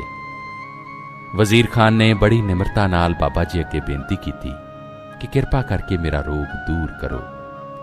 ਸਤਿਗੁਰੂ ਜੀ ਦੀ ਸੇਵਾ ਵਿੱਚ ਮੈਂ ਹਾਜ਼ਰ ਹੋਇਆ ਸਾਂ, ਪਰ ਉਹਨਾਂ ਨੇ ਮੈਨੂੰ ਆਪ ਵੱਲ ਭੇਜਿਆ। ਬਾਬਾ ਬੁੱਢਾ ਜੀ ਨੇ ਜਾਣਿਆ ਕਿ ਸਤਿਗੁਰੂ ਜੀ ਇਹ ਵਡਿਆਈ ਆਪਣੇ ਘਰ ਦੇ ਸੇਵਕ ਨੂੰ ਦੇਣਾ ਚਾਹੁੰਦੇ ਨੇ, ਸੋ ਚੰਗਾ, ਜਿਵੇਂ ਆਪ ਦਾ ਹੁਕਮ ਹੈ ਮੈਂ ਹਾਜ਼ਰ ਹਾਂ। ਬਾਬਾ ਜੀ ਆਪਣੇ ਅਸਥਾਨ ਤੋਂ ਉੱਠੇ ਤੇ ਇੱਕ ਟੋਕਰੀ ਮਿੱਟੀ ਦੀ ਭਰ ਕੇ ਲੈ ਆਏ। ਉਹ ਟੋਕਰੀ ਵਜ਼ੀਰ ਖਾਨ ਦੇ ਪਾਣੀ ਨਾਲ ਭਰੇ ਢਿੱਡ ਤੇ ਰੱਖ ਦਿੱਤੀ। ਟੋਕਰੀ ਦੇ ਭਾਰ ਨਾਲ ਵਜ਼ੀਰ ਖਾਨ ਦੇ ਢਿੱਡ ਵਿੱਚੋਂ ਪਾਣੀ ਨਿਕਲਣ ਲੱਗ ਗਿਆ। ਉਸ ਦਾ ਸਾਰਾ ਢਿੱਡ ਪਾਣੀ ਤੋਂ ਖਾਲੀ ਹੋ ਗਿਆ। ਵਜ਼ੀਰ ਖਾਨ ਦੀ ਸਾਰੀ ਪੀੜ ਜਾਂਦੀ ਰਹੀ। ਉਸ ਦਾ ਪੇਟ ਹੌਲਾ ਫੁੱਲ ਹੋ ਗਿਆ। ਕੁਝ ਦਿਨ ਗੁਰੂ ਦਰਬਾਰ ਵਿੱਚ ਰਹਿਣ ਨਾਲ ਵਜ਼ੀਰ ਖਾਨ ਬਿਲਕੁਲ ਅਰੋਗ ਹੋ ਗਿਆ। ਸ੍ਰੀ ਗੁਰੂ ਅਰਜਨ ਦੇਵ ਜੀ ਦੀ ਮਾਤਾ ਗੰਗਾ ਜੀ ਨਾਲ ਸ਼ਾਦੀ ਹੋਇਆਂ 12 ਸਾਲ ਬੀਤ ਚੁੱਕੇ ਸਨ, ਪਰ ਅਜੇ ਤੱਕ ਆਪ ਦੇ ਗ੍ਰਹਿ ਕੋਈ ਸੰਤਾਨ ਨਹੀਂ ਸੀ ਹੋਈ। ਮਾਤਾ ਗੰਗਾ ਜੀ ਸੰਤਾਨ ਦੀ ਅਣਹੋਂਦ ਕਰਕੇ ਹਰ ਸਮੇਂ ਚਿੰਤਾਤੁਰ ਰਹਿੰਦੇ ਸਨ। ਸ੍ਰੀ ਗੁਰੂ ਅਰਜਨ ਦੇਵ ਜੀ ਜਦੋਂ ਮਹਿਲਾਂ ਵਿੱਚ ਆਏ, ਮਾਤਾ ਗੰਗਾ ਜੀ ਨੂੰ ਬੜੀ ਨਿਰਾਸ਼ਤਾ ਵਿੱਚ ਬੈਠੇ ਦੇਖਿਆ ਤਾਂ ਇਸ ਉਦਾਸੀ ਦਾ ਕਾਰਨ ਪੁੱਛਿਆ। ਮਾਤਾ ਜੀ ਨੇ ਬੜੀ ਨਿਮਰਤਾ ਨਾਲ ਬੇਨਤੀ ਕੀਤੀ ਕਿ ਆਪ ਮਿਹਰ ਕਰੋ, ਸਾਡੇ ਗ੍ਰਹਿ ਵੀ ਸੰਤਾਨ ਦੀ ਰੌਣਕ ਲੱਗੇ। ਗੁਰੂ ਜੀ ਨੇ ਕਿਹਾ ਕਿ ਸ੍ਰੀ ਗੁਰੂ ਨਾਨਕ ਜੀ ਦੇ ਘਰ ਕਿਸੇ ਪਦਾਰਥ ਦੀ ਘਾਟ ਨਹੀਂ। ਸੰਤਾਨ ਦੀ ਪ੍ਰਾਪਤੀ ਲਈ ਆਪ ਸ੍ਰੀ ਗੁਰੂ ਨਾਨਕ ਦੇਵ ਜੀ ਦੇ ਪਰਮ ਸਿੱਖ ਬਾਬਾ ਬੁੱਢਾ ਜੀ ਨੂੰ ਪ੍ਰਸੰਨ ਕਰਕੇ ਉਹਨਾਂ ਤੋਂ ਵਰ ਦੀ ਪ੍ਰਾਪਤੀ ਕਰੋ। ਉਹ ਬੜੇ ਸ਼ਕਤੀ ਵਾਲੇ ਤੇ ਬਖਸ਼ਿਸ਼ਾਂ ਕਰਨ ਵਾਲੇ ਪੂਰਨ ਗੁਰਸਿੱਖ ਨੇ। ਦੂਜੇ ਦਿਨ ਮਾਤਾ ਜੀ ਨੇ ਬੜੇ ਸੁੰਦਰ ਤੇ ਸਵਾਦਿਸ਼ਟ ਖਾਣੇ ਤਿਆਰ ਕਰਵਾਏ। ਨਾਲ ਦਾਸੀਆਂ ਨੂੰ ਲਿਆ। ਰਥਾਂ ਤੇ ਸਵਾਰ ਹੋ ਕੇ ਆਪ ਬੀੜ ਵੱਲ ਬਾਬਾ ਜੀ ਤੋਂ ਵਰ ਲੈਣ ਲਈ ਤੁਰ ਪਏ। ਬਾਬਾ ਜੀ ਦੀ ਅਵਸਥਾ ਇਸ ਸਮੇਂ ਕਾਫੀ ਬਿਰਧ ਹੋ ਚੁੱਕੀ ਸੀ। ਆਪ ਪ੍ਰਭੂ ਸਿਮਰਨ ਵਿੱਚ ਮਗਨ ਬੈਠੇ ਸਨ ਕਿ ਦੂਰੋਂ ਰਥਾਂ ਦੇ ਆਉਣ ਦੀ ਆਵਾਜ਼ ਸੁਣੀ। ਆਪ ਨੇ ਇੱਕ ਸੇਵਕ ਨੂੰ ਪੁੱਛਿਆ ਕਿ ਇਹ ਆਵਾਜ਼ ਕੈਸੀ ਆ ਰਹੀ ਹੈ। ਸੇਵਕ ਨੇ ਪਤਾ ਕਰਕੇ ਦੱਸਿਆ ਕਿ ਬਾਬਾ ਜੀ ਗੁਰੂ ਕੇ ਮਹਿਲ ਆਪ ਦੀ ਸੇਵਾ ਵਿੱਚ ਹਾਜ਼ਰ ਹੋਣ ਲਈ ਆ ਰਹੇ ਨੇ। ਬਾਬਾ ਜੀ ਦੇ ਮੂੰਹੋਂ ਸਹਿਜ ਸੁਭਾਈ ਬਚਨ ਨਿਕਲੇ। ਗੁਰੂ ਕੇ ਮਹਿਲਾਂ ਨੂੰ ਕਿੱਧਰ ਦੀ ਭਾਜੜ ਪੈ ਗਈ। ਬਾਬਾ ਜੀ ਦੇ ਬਚਨ ਮਾਤਾ ਜੀ ਨੇ ਵੀ ਸੁਣ ਲਏ ਤੇ ਆਪ ਉੱਥੇ ਹੀ ਰੁਕ ਗਏ। ਉਹਨਾਂ ਨੇ ਸਾਰੇ ਤਿਆਰ ਕਰਕੇ ਲਿਆਂਦੇ ਸਵਾਦਿਸ਼ਟ ਖਾਣੇ ਸੇਵਕਾਂ ਨੂੰ ਦੇ ਦਿੱਤੇ ਤੇ ਆਪ ਦੂਰੋਂ ਹੀ ਬਾਬਾ ਜੀ ਨੂੰ ਨਮਸਕਾਰ ਕਰਕੇ ਵਾਪਸ ਮੁੜ ਪਏ। ਸਤਿਗੁਰੂ ਜੀ ਨੇ ਬਾਬਾ ਜੀ ਕੋਲ ਜਾਣ ਦਾ ਸਾਰਾ ਹਾਲ ਪੁੱਛਿਆ ਕਿ ਕਿਸ ਢੰਗ ਨਾਲ ਬੀੜ ਵਿੱਚ ਗਏ ਸੀ। ਮਾਤਾ ਜੀ ਨੇ ਆਪਣੇ ਜਾਣ ਦੇ ਸਾਰੇ ਸਮਾਚਾਰ ਸਤਿਗੁਰੂ ਜੀ ਨੂੰ ਸੁਣਾਏ। ਸੁਣ ਕੇ ਸਤਿਗੁਰੂ ਜੀ ਨੇ ਜਵਾਬ ਦਿੱਤਾ ਕਿ ਮਹਾਂਪੁਰਖਾਂ ਤੋਂ ਵਰ ਪ੍ਰਾਪਤ ਕਰਨ ਲਈ ਇਸ ਤਰ੍ਹਾਂ ਠਾਠ-ਬਾਠ ਤੇ ਰਥਾਂ ਤੇ ਚੜ੍ਹ ਕੇ ਨਹੀਂ ਜਾਈਦਾ। ਮਹਾਂਪੁਰਖਾਂ ਦੇ ਘਰ ਨਿਮਰਤਾ ਨਾਲ ਨੰਗੇ ਪੈਰੀ ਤੇ ਸਾਦੇ ਪਕਵਾਨ ਲੈ ਕੇ ਹਾਜ਼ਰ ਹੋਈਦਾ, ਤਾਂ ਹੀ ਵਰ ਦੀ ਪ੍ਰਾਪਤੀ ਹੁੰਦੀ ਹੈ। ਹੁਣ ਫੇਰ ਦੁਬਾਰਾ ਗੁਰੂ ਦੀ ਪਤਨੀ ਹੋਣ ਦਾ ਅਭਿਮਾਨ ਤਿਆਗ ਕੇ ਨਿਰਮਾਣ ਹੋ ਕੇ ਜਾਓ, ਆਪ ਦੀ ਇੱਛਾ ਪੂਰਨ ਹੋਏਗੀ। ਮਾਤਾ ਗੰਗਾ ਜੀ ਨੇ ਸਤਿਗੁਰੂ ਜੀ ਦੀ ਦੱਸੀ ਵਿਧੀ ਅਨੁਸਾਰ ਅਗਲੇ ਦਿਨ ਆਪਣੇ ਹੱਥੀਂ ਚੱਕੀ ਪੀਸ ਕੇ ਮਿੱਸਾ ਆਟਾ ਤਿਆਰ ਕੀਤਾ ਤੇ ਪ੍ਰਸ਼ਾਦੇ ਤਿਆਰ ਕੀਤੇ। ਦਹੀਂ, ਮੱਖਣ, ਲੱਸੀ, ਮਿੱਸੇ ਪ੍ਰਸ਼ਾਦੇ ਤੇ ਨਾਲ ਗੰਢੇ ਲਏ। ਇੱਕ ਦਾਸੀ ਨੂੰ ਨਾਲ ਲਿਆ। ਨੰਗੇ ਪੈਰੀ ਅੰਮ੍ਰਿਤਸਰ ਤੋਂ ਚੱਲ ਕੇ ਬੀੜ ਤੱਕ ਪਹੁੰਚੇ। ਅੱਗੇ ਬਾਬਾ ਜੀ ਬੜੀ ਤੀਬਰਤਾ ਨਾਲ ਪ੍ਰਸ਼ਾਦੇ ਦੀ ਉਡੀਕ ਕਰ ਰਹੇ ਸਨ। ਬਾਬਾ ਜੀ ਨੇ ਕੱਲ ਦਾ ਪ੍ਰਸ਼ਾਦਾ ਨਹੀਂ ਸੀ ਛਕਿਆ। ਆਪ ਨੇ ਮਾਤਾ ਜੀ ਨੂੰ ਸਿਰ ਤੇ ਪ੍ਰਸ਼ਾਦੇ ਚੁੱਕੀ ਆਉਂਦੀ ਵੇਖਿਆ। ਆਪ ਨੇ ਉੱਠ ਕੇ ਅੱਗੋਂ ਦੀ ਜਾ ਕੇ ਮਾਤਾ ਜੀ ਨੂੰ ਨਮਸਕਾਰ ਕੀਤੀ ਤੇ ਕਿਹਾ, ਮਾਤਾ ਜੀ, ਅੱਜ ਤਾਂ ਬੜੀ ਭੁੱਖ ਲੱਗੀ ਹੈ। ਤੁਸੀਂ ਬੜੀ ਕਿਰਪਾ ਕੀਤੀ ਹੈ ਜੋ ਆਪਣੇ ਘਰ ਦੇ ਸੇਵਕ ਲਈ ਆਪ ਪ੍ਰਸ਼ਾਦੇ ਲੈ ਕੇ ਆਏ ਹੋ। ਤੁਸੀਂ ਆਪਣੇ ਬੱਚਿਆਂ ਦਾ ਕਿੰਨਾ ਖਿਆਲ ਰੱਖਦੇ ਹੋ। ਧੰਨ ਹੋ ਮਾਤਾ ਜੀ ਤੁਸੀਂ। ਇਹ ਬਚਨ ਕਰਕੇ ਬਾਬਾ ਜੀ ਉੱਥੇ ਹੀ ਇੱਕ ਬਿਰਛ ਹੇਠਾਂ ਕੱਪੜਾ ਵਿਛਾ ਕੇ ਬੈਠ ਗਏ। ਮਾਤਾ ਜੀ ਤੋਂ ਮਿੱਸੇ ਪ੍ਰਸ਼ਾਦੇ, ਦਹੀਂ, ਲੱਸੀ, ਮੱਖਣ ਤੇ ਗੰਢੇ ਲੈ ਕੇ ਛਕਣ ਲੱਗ ਪਏ। ਗੰਢੇ ਨੂੰ ਮੁੱਕਾ ਮਾਰ ਕੇ ਭੰਨਣ ਤੇ ਬੜੀ ਪ੍ਰਸੰਨਤਾ ਨਾਲ ਬਚਨ ਕਰਨ ਕਿ ਮਾਤਾ ਜੀ, ਆਪ ਦੇ ਗ੍ਰਹਿ ਇਹੋ ਜਿਹਾ ਬਲੀ ਸੂਰਮਾ ਪੁੱਤਰ ਆਏਗਾ ਜਿਹੜਾ ਜ਼ਾਲਿਮਾਂ ਦੇ ਸਿਰ ਇਸ ਤਰ੍ਹਾਂ ਭੰਨੇਗਾ ਜਿਵੇਂ ਮੈਂ ਮੁੱਕਾ ਮਾਰ ਕੇ ਗੰਢਾ ਭੰਨਦਾ। ਬਾਬਾ ਬੁੱਢਾ ਜੀ ਪ੍ਰਸ਼ਾਦਾ ਛਕਦੇ ਛਕਦੇ ਸਹਿਜ ਸੁਭਾਅ ਬਚਨ ਕਰੀ ਜਾਣ ਕਿ ਮਾਤਾ ਜੀ, ਤੁਹਾਡਾ ਪੁੱਤਰ ਬੜਾ ਪ੍ਰਤਾਪੀ ਤੇ ਸ਼ਕਤੀਵਾਨ ਹੋਏਗਾ। ਬੜੇ ਰਾਜੇ ਮਹਾਰਾਜੇ ਉਸ ਦੇ ਚਰਨਾਂ ਤੇ ਝੁਕਣਗੇ। ਜਿਸ ਤਰ੍ਹਾਂ ਤੁਸੀਂ ਮੇਰੀ ਭੁੱਖ ਨਿਵ੍ਰਿਤ ਕੀਤੀ ਹੈ, ਇਉਂ ਅਕਾਲ ਪੁਰਖ ਆਪ ਦੀ ਪੁੱਤਰ ਦੀ ਭੁੱਖ ਵੀ ਪੂਰੀ ਕਰੇਗਾ। ਤੁਹਾਡੇ ਘਰ ਪ੍ਰਭੂ ਮਨੁੱਖ ਜਾਮੇ ਵਿੱਚ ਆਪ ਅਵਤਾਰ ਧਾਰੇਗਾ। ਮਾਤਾ ਜੀ ਨੇ ਬਾਬਾ ਜੀ ਦੇ ਕੋਲ ਬੈਠ ਕੇ ਪ੍ਰਸ਼ਾਦਾ ਛਕਾਇਆ। ਬਾਬਾ ਜੀ ਨੂੰ ਪ੍ਰਸੰਨ ਕੀਤਾ। ਪੁੱਤਰ ਹੋਣ ਦਾ ਵਰ ਲੈ ਕੇ ਮਾਤਾ ਜੀ ਬੜੀ ਪ੍ਰਸੰਨਤਾ ਨਾਲ ਬਾਬਾ ਜੀ ਤੋਂ ਆਗਿਆ ਲੈ ਕੇ ਵਾਪਸ ਪਰਤੇ। ਅੱਜ ਕੱਲ੍ਹ ਇਸ ਸਥਾਨ ਤੇ ਗੁਰਦੁਆਰਾ ਬੀੜ ਬਾਬਾ ਬੁੱਢਾ ਜੀ ਸਥਿਤ ਹੈ।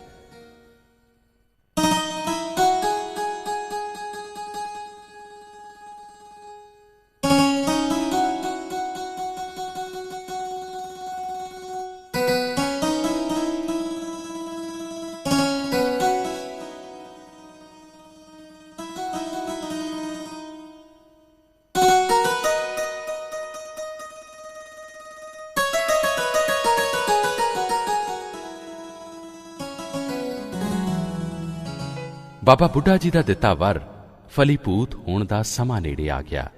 ਮਾਤਾ ਜੀ ਹਰ ਸਮੇਂ ਗੁਰਬਾਣੀ ਦਾ ਪਾਠ ਕਰਨ ਤੇ ਪ੍ਰਭੂ ਦੇ ਸਿਮਰਨ ਵਿੱਚ ਮਗਨ ਰਹਿਣ ਲੱਗੇ। ਮਾਤਾ ਜੀ ਦੀ ਕੁੱਖ ਵਿੱਚ ਸਾਹਿਬਜ਼ਾਦਾ ਜੀ ਦਾ ਪ੍ਰਵੇਸ਼ ਹੋਇਆ।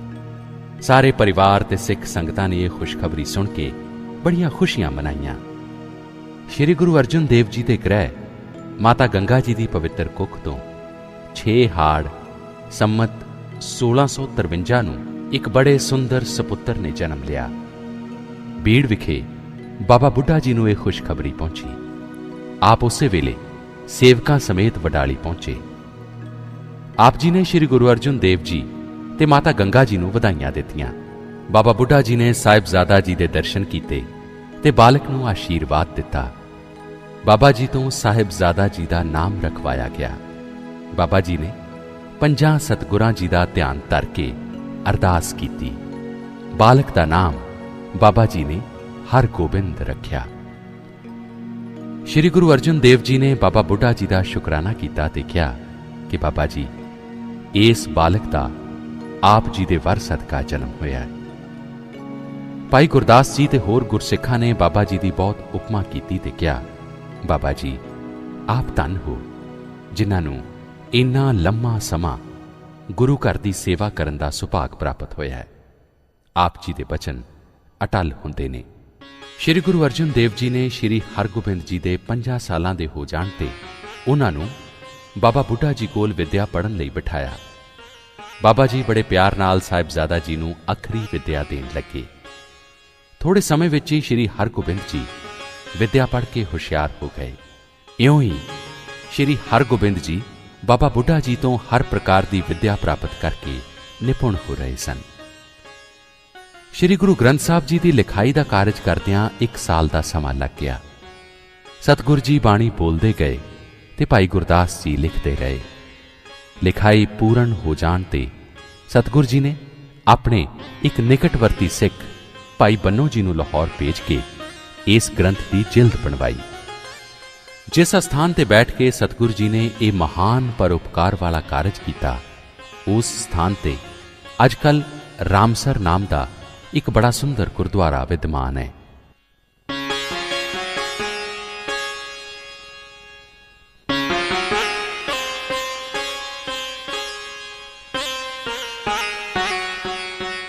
ਸਤਿਗੁਰ ਜੀ ਨੇ ਇਹ ਕਾਰਜ ਸੰਪੂਰਨ ਹੋਣ ਤੋਂ ਬਾਅਦ ਸ੍ਰੀ ਗੁਰੂ ਗ੍ਰੰਥ ਸਾਹਿਬ ਜੀ ਦਾ ਭਾਦਰੋਂ ਸੁਦੀ ਏਕਮ ਸੰਮਤ 1661 ਈਸਵੀ ਨੂੰ ਸ੍ਰੀ ਹਰਿਮੰਦਰ ਸਾਹਿਬ ਵਿਖੇ ਪ੍ਰਕਾਸ਼ ਕੀਤਾ। ਸੰਗਤਾਂ ਇਸ ਪਵਿੱਤਰ ਗ੍ਰੰਥ ਦੇ ਦਰਸ਼ਨ ਕਰਨ ਲਈ ਹਜ਼ਾਰਾਂ ਦੀ ਗਿਣਤੀ ਵਿੱਚ ਸ੍ਰੀ ਅੰਮ੍ਰਿਤਸਰ ਵਿਖੇ ਪਹੁੰਚੀਆਂ। ਸਤਿਗੁਰ ਜੀ ਨੇ ਬਾਬਾ ਬੁੱਢਾ ਜੀ ਨੂੰ ਸ੍ਰੀ ਹਰਿਮੰਦਰ ਸਾਹਿਬ ਵਿਖੇ ਬੀੜ ਦਾ ਪ੍ਰਕਾਸ਼ ਕਰਕੇ ਪਹਿਲਾ ਗ੍ਰੰਥੀ ਥਾਪਿਆ। ਸਿੱਖ ਪੰਥ ਵਿੱਚ ਸਭ ਤੋਂ ਪਹਿਲੇ ਗ੍ਰੰਥੀ ਹੋਣ ਦਾ ਮਾਣ ਬਾਬਾ ਬੁੱਢਾ ਜੀ ਨੂੰ ਪ੍ਰਾਪਤ ਹੋਇਆ। ਪਹਿਲਾ ਮੁੱਖ ਵਾਕ ਆਇਆ, ਸੰਤਾਂ ਕੇ ਕਾਰਜ ਆਪ ਖਲੋਆ, ਹਰ ਕੰਮ ਕਰਾਵਣ ਆਇਆ ਰਾਮ। ਸੰਤਾਂ ਕੇ ਕਾਰਜ ਆਪ ਖਲੋਇਆ, ਹਰ ਕੰਮ ਕਰਾਵਣ ਆਇਆ ਰਾਮ। ਧਰਤ ਸੁਹਾਵੀ ਤਾਲ ਸੁਹਾਵਾ, ਵਿੱਚ ਅੰਮ੍ਰਿਤ ਜਲ ਛਾਇਆ ਰਾਮ। ਅੰਮ੍ਰਿਤ ਜਲ ਛਾਇਆ, ਪੂਰਨ ਸਾਂਝ ਕਰਾਇਆ, ਸਗਲ ਮਨੋਰਥ ਪੂਰੇ। ਜੈ ਜੈਕਾਰ ਪਾਇਆ ਜਗ ਅੰਤਰ, ਲਾਥੇ ਸਗਲ ਵਿਸੂਰੇ। ਪੂਰਨ ਪੁਰਖ ਅਚੁੱਤ ਅਬਿਨਾਸੀ, ਜਸ ਵੇਦ ਪੁਰਾਣੀ ਗਾਇਆ। ਆਪਣਾ ਬਿਰਦ ਰੱਖਿਆ ਪਰਮੇਸ਼ਰ, ਨਾਨਕ ਨਾਮ ਧਿਆਇਆ।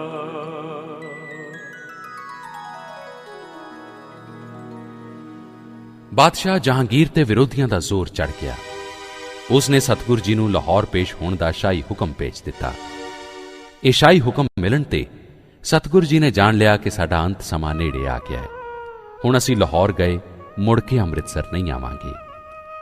ਆਪ ਨੇ ਬਾਬਾ ਬੁੱਢਾ ਜੀ, ਭਾਈ ਗੁਰਦਾਸ ਜੀ, ਮੁਖੀ ਸਿੱਖਾਂ ਤੇ ਸਾਰੇ ਪਰਿਵਾਰ ਨੂੰ ਇਕੱਠਾ ਕਰਕੇ ਅੱਗੋਂ ਵਰਤਣ ਵਾਲੇ ਭਾਣੇ ਬਾਰੇ ਦੱਸਿਆ। ਆਪ ਨੇ ਕਿਹਾ, ਸਾਡਾ ਅੰਤ ਸਮਾਂ ਨੇੜੇ ਆ ਗਿਆ ਹੈ। ਸਾਡੀ ਇੱਛਾ ਹੈ ਕਿ ਗੁਰਿਆਈ ਦਾ ਤਿਲਕ ਸਾਡੀ ਹਾਜ਼ਰੀ ਵਿੱਚ ਹੀ ਸ਼੍ਰੀ ਹਰਗੋਬਿੰਦ ਜੀ ਨੂੰ ਲਾ ਦਿਓ। ਸਭ ਸੰਗਤਾਂ ਨੂੰ ਵੈਰਾਗ ਅਵਸਥਾ ਵਿੱਚ ਗਰਸਿਆ ਛੱਡ ਕੇ ਸਤਿਗੁਰ ਜੀ 5 ਸਿੱਖਾਂ ਨੂੰ ਆਪਣੇ ਨਾਲ ਲੈ ਕੇ ਲਾਹੌਰ ਵੱਲ ਚੱਲ ਪਏ। ਬਾਦਸ਼ਾਹ ਨੇ ਸਤਿਗੁਰ ਜੀ ਨੂੰ ਮੌਤ ਦੀ ਸਜ਼ਾ ਦੇਣ ਦਾ ਫੈਸਲਾ ਕੀਤਾ। ਇਸ ਕੰਮ ਲਈ ਗੁਰੂ ਘਰ ਦੇ ਵਿਰੋਧੀ ਦੀਵਾਨ ਚੰਦੂ ਦੀ ਡਿਊਟੀ ਲਾਈ ਗਈ। ਦੁਸ਼ਟ ਚੰਦੂ ਸਤਿਗੁਰ ਜੀ ਨੂੰ ਬਾਦਸ਼ਾਹ ਦੇ ਮਾਰ ਦੇਣ ਦੇ ਹੁਕਮ ਦੀ ਪਾਲਣਾ ਕਰਨ ਲਈ ਗੁਰੂ ਜੀ ਨੂੰ ਲਾਹੌਰ ਆਪਣੀ ਹਵੇਲੀ ਵਿੱਚ ਲੈ ਗਿਆ। ਉੱਥੇ ਉਸਨੇ ਗੁਰੂ ਜੀ ਨੂੰ ਤੱਤੀ ਤਵੀ ਤੇ ਬਿਠਾ ਕੇ ਉੱਤੇ ਤੱਤੀ ਰੇਤ ਪਵਾਈ ਤੇ ਉਬਲਦੀ ਦੇਗ ਦੇ ਪਾਣੀ ਵਿੱਚ ਬਿਠਾਇਆ। ਸਤਿਗੁਰ ਜੀ ਦਾ ਸਰੀਰ ਅੱਗ ਦੀ ਗਰਮੀ ਨਾਲ ਝੁਲਸਿਆ ਗਿਆ। ਸਰੀਰ ਛੱਡਣ ਲਈ ਆਪ ਸਿੱਖਾਂ ਨੂੰ ਨਾਲ ਲੈ ਕੇ ਰਾਵੀ ਵਿੱਚ ਇਸ਼ਨਾਨ ਕਰਨ ਲਈ ਗਏ। ਰਾਵੀ ਵਿੱਚ ਅਲੋਪ ਹੋਣ ਤੋਂ ਪਹਿਲਾਂ ਆਪ ਨੇ ਨਾਲ ਆਏ 5 ਸਿੱਖਾਂ ਨੂੰ ਹੁਕਮ ਦਿੱਤਾ ਕਿ ਹੁਣ ਰਾਵੀ ਵਿੱਚ ਪ੍ਰਵੇਸ਼ ਕਰਕੇ ਅਸੀਂ ਸਰੀਰ ਤਿਆਗ ਦੇਣਾ ਹੈ। ਸ਼੍ਰੀ ਗੁਰੂ ਅਰਜਨ ਦੇਵ ਜੀ ਦਾ ਅੰਤਿਮ ਸ਼ੋਕ ਸਮਾਗਮ ਕਰਨ ਤੇ ਇਸ ਸਮੇਂ ਸ਼੍ਰੀ ਹਰਗੋਬਿੰਦ ਜੀ ਨੂੰ ਤਿਲਕ ਲਾਉਣ ਦੀ ਰਸਮ ਕਰਨ ਦਾ ਦਿਨ ਨਿਯਤ ਕਰਕੇ ਤਿਲਕ ਦੀ ਮਰਿਆਦਾ ਪੂਰੀ ਕਰਨ ਲਈ ਸਭ ਸਮੱਗਰੀ ਇਕੱਠੀ ਕੀਤੀ ਗਈ। ਸ਼੍ਰੀ ਹਰਗੋਬਿੰਦ ਜੀ ਨੇ ਪੀਰੀ ਦੀ ਇੱਕ ਤਲਵਾਰ ਪਹਿਨਣ ਦੀ ਜਗ੍ਹਾ ਇੱਕ ਹੋਰ ਤਲਵਾਰ ਮੀਰੀ ਦੀ ਪਹਿਨਣ ਲਈ ਬਾਬਾ ਬੁੱਢਾ ਜੀ ਨੂੰ ਕਹਿ ਕੇ ਮੰਗਵਾਈ। ਬਾਬਾ ਬੁੱਢਾ ਜੀ ਨੇ ਆਪ ਨੂੰ ਗੁਰਗੱਦੀ ਦੇ ਸਿੰਘਾਸਣ ਤੇ ਬਿਠਾ ਕੇ ਗੁਰਿਆਈ ਦਾ ਤਿਲਕ ਲਾਇਆ ਤੇ ਗੁਰੂ ਜੀ ਦੀ ਆਗਿਆ ਅਨੁਸਾਰ 2 ਤਲਵਾਰਾਂ, ਇੱਕ ਪੀਰੀ ਤੇ ਦੂਜੀ ਮੀਰੀ ਦੀਆਂ ਪਹਿਨਾਈਆਂ। ਅਰਜਨ ਕਾਇਆ ਪਲਟ ਕੇ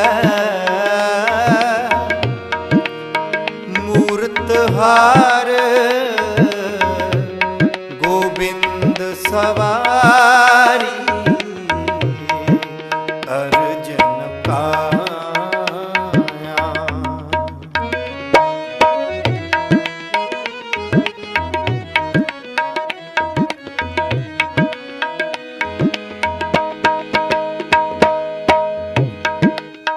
ਦਲ ਪੰਜਨ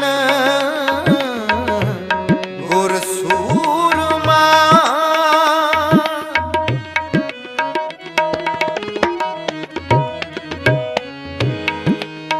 ਦਲ ਪੰਜਨ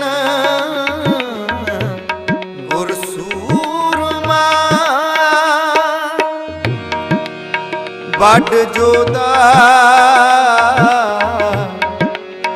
ਵੱਡ ਜੋਦਾ ਬਹੁ ਪਰ ਉਪਕਾਰੀ ਅਰਜਨ ਪਾਇਆ ਪਲਟ ਕੇ ਮੂਰਤ ਹਾਰ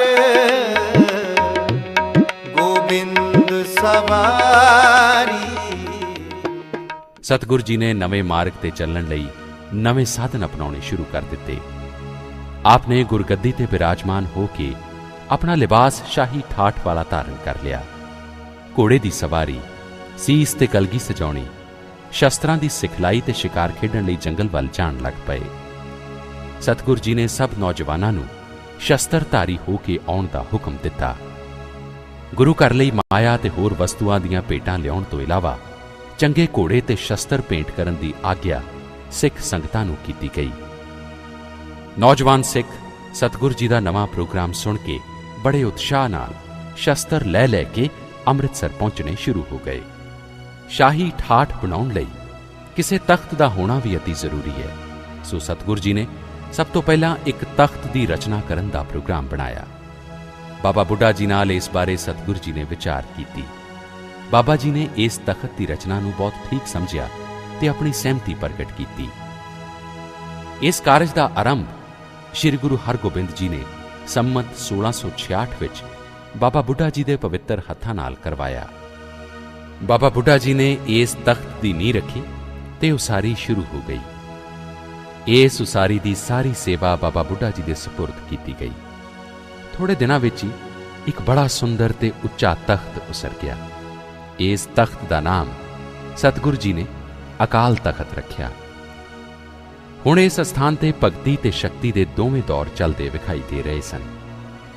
ਭਗਤੀ ਤੇ ਸ਼ਕਤੀ ਦੇ ਪ੍ਰਤੀਕ ਦੋ ਬੜੇ ਉੱਚੇ ਨਿਸ਼ਾਨ ਸਾਹਿਬ ਅਕਾਲ ਤਖਤ ਦੇ ਕੋਲ ਵਾਰ ਚੁਲਾਏ ਗਏ, ਜੋ ਅੱਜ ਤੱਕ ਬੜੀ ਸ਼ਾਨ ਨਾਲ ਝੂਲ ਰਹੇ ਨੇ ਤੇ ਸਿੱਖ ਪੰਥ ਦੀ ਉੱਚੀ ਸ਼ਾਨ ਨੂੰ ਪ੍ਰਗਟ ਕਰ ਰਹੇ ਨੇ। ਗੁਰੂ ਘਰ ਦੇ ਵਿਰੋਧੀ ਚੰਦੂਵਾਦਕ ਆਪਣੇ ਪਾਪਾਂ ਕਰਕੇ ਕੰਬ ਰਹੇ ਸਨ। ਉਹ ਗੁਰੂ ਘਰ ਦੀ ਵੱਧ ਰਹੀ ਸ਼ਕਤੀ ਤੋਂ ਭੈਭੀਤ ਹੋ ਰਹੇ ਸਨ। ਉਹ ਕਰਮਚਾਰੀ ਹਰ ਵੇਲੇ ਬਾਦਸ਼ਾਹ ਨੂੰ ਗੁਰੂ ਹਰਗੋਬਿੰਦ ਜੀ ਦੇ ਖਿਲਾਫ ਕੋਈ ਨਾ ਕੋਈ ਖਬਰ ਵਧਾ ਚੜਾ ਕੇ ਸੁਣਾਉਂਦੇ ਰਹਿੰਦੇ ਸਨ। ਬਾਦਸ਼ਾਹ ਨੂੰ ਇਹ ਤੌਖਲਾ ਖਾ ਰਿਹਾ ਸੀ ਕਿ ਮੇਰੇ ਹੁਕਮ ਨਾਲ ਗੁਰੂ ਅਰਜਨ ਦੇਵ ਜੀ ਨੂੰ ਮਾਰਿਆ ਗਿਆ ਹੈ। ਬਾਦਸ਼ਾਹ ਜਹਾਂਗੀਰ ਨੇ ਗੁਰੂ ਜੀ ਨੂੰ ਦਿੱਲੀ ਮੰਗਵਾਉਣ ਲਈ ਐਦੀਆਂ ਨੂੰ ਸ਼ਾਹੀ ਹੁਕਮ ਦੇ ਕੇ ਅੰਮ੍ਰਿਤਸਰ ਵੱਲ ਭੇਜ ਦਿੱਤਾ। ਸਤਿਗੁਰ ਜੀ ਦੇ ਦਿੱਲੀ ਰਵਾਨਾ ਹੋ ਜਾਣ ਤੋਂ ਬਾਅਦ ਸਾਰਾ ਪਰਿਵਾਰ ਤੇ ਸਿੱਖ ਸੰਗਤਾਂ ਬਹੁਤ ਉਦਾਸ ਹੋ ਗਈਆਂ। ਹਰ ਘੜੀ ਸਭ ਨੂੰ ਇਹੋ ਤੌਖਲਾ ਬਣਿਆ ਰਹਿੰਦਾ ਸੀ ਕਿ ਹੁਣ ਕੋਈ ਬੁਰੀ ਖਬਰ ਆਈ ਕਿ ਆਈ। ਬਾਬਾ ਬੁੱਢਾ ਜੀ ਨੇ ਸਿੱਖਾਂ ਤੇ ਪਰਿਵਾਰ ਨੂੰ ਬੇਚੈਨ ਵੇਖ ਕੇ ਸ਼ਾਂਤ ਰਹਿਣ ਦਾ ਉਪਦੇਸ਼ ਦਿੱਤਾ।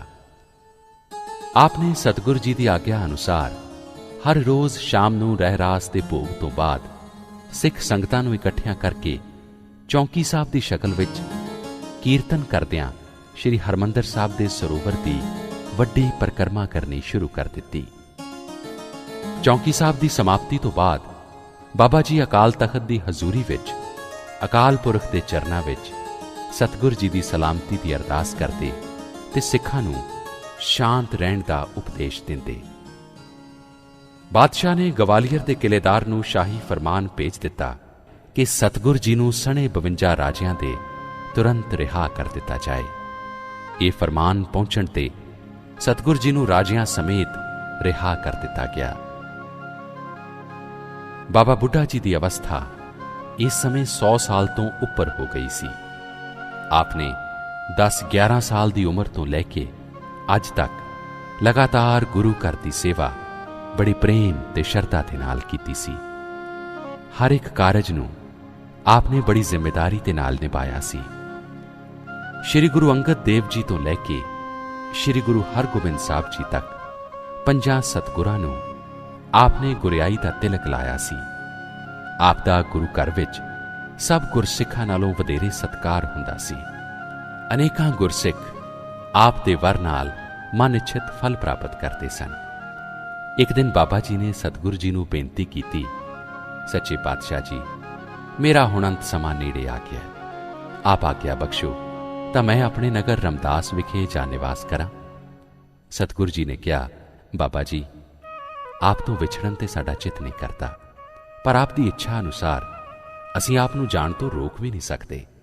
ਸੋ ਆਪ ਬੜੀ ਪ੍ਰਸੰਨਤਾ ਨਾਲ ਆਪਣੇ ਨਗਰ ਜਾ ਸਕਦੇ ਹੋ। ਜੇਕਰ ਆਪ ਦੀ ਕੋਈ ਇੱਛਾ ਹੋਵੇ ਤਾਂ ਹੁਕਮ ਕਰੋ। ਹੋਰ ਤਾਂ ਕੋਈ ਇੱਛਾ ਨਹੀਂ ਸਤਿਗੁਰੂ ਜੀ, ਸਿਰਫ ਇਹੋ ਚਾਹ ਹੈ ਕਿ ਅੰਤ ਸਮੇਂ ਆਪ ਨੇ ਮੈਨੂੰ ਦਰਸ਼ਨ ਜ਼ਰੂਰ ਦੇਣੇ। ਬਾਬਾ ਜੀ ਨੇ ਬੜੀ ਨਿਮਰਤਾ ਨਾਲ ਕਿਹਾ, ਬਾਬਾ ਜੀ, ਜਦੋਂ ਆਪ ਦਾ ਸੁਨੇਹਾ ਮਿਲੇਗਾ ਅਸੀਂ ਜਿੱਥੇ ਵੀ ਹੋਵਾਂਗੇ ਆਪ ਕੋਲ ਪਹੁੰਚ ਜਾਵਾਂਗੇ। ਗੁਰੂ ਜੀ ਨੇ ਬੜੇ ਪਿਆਰ ਨਾਲ ਇਕਰਾਰ ਕੀਤਾ।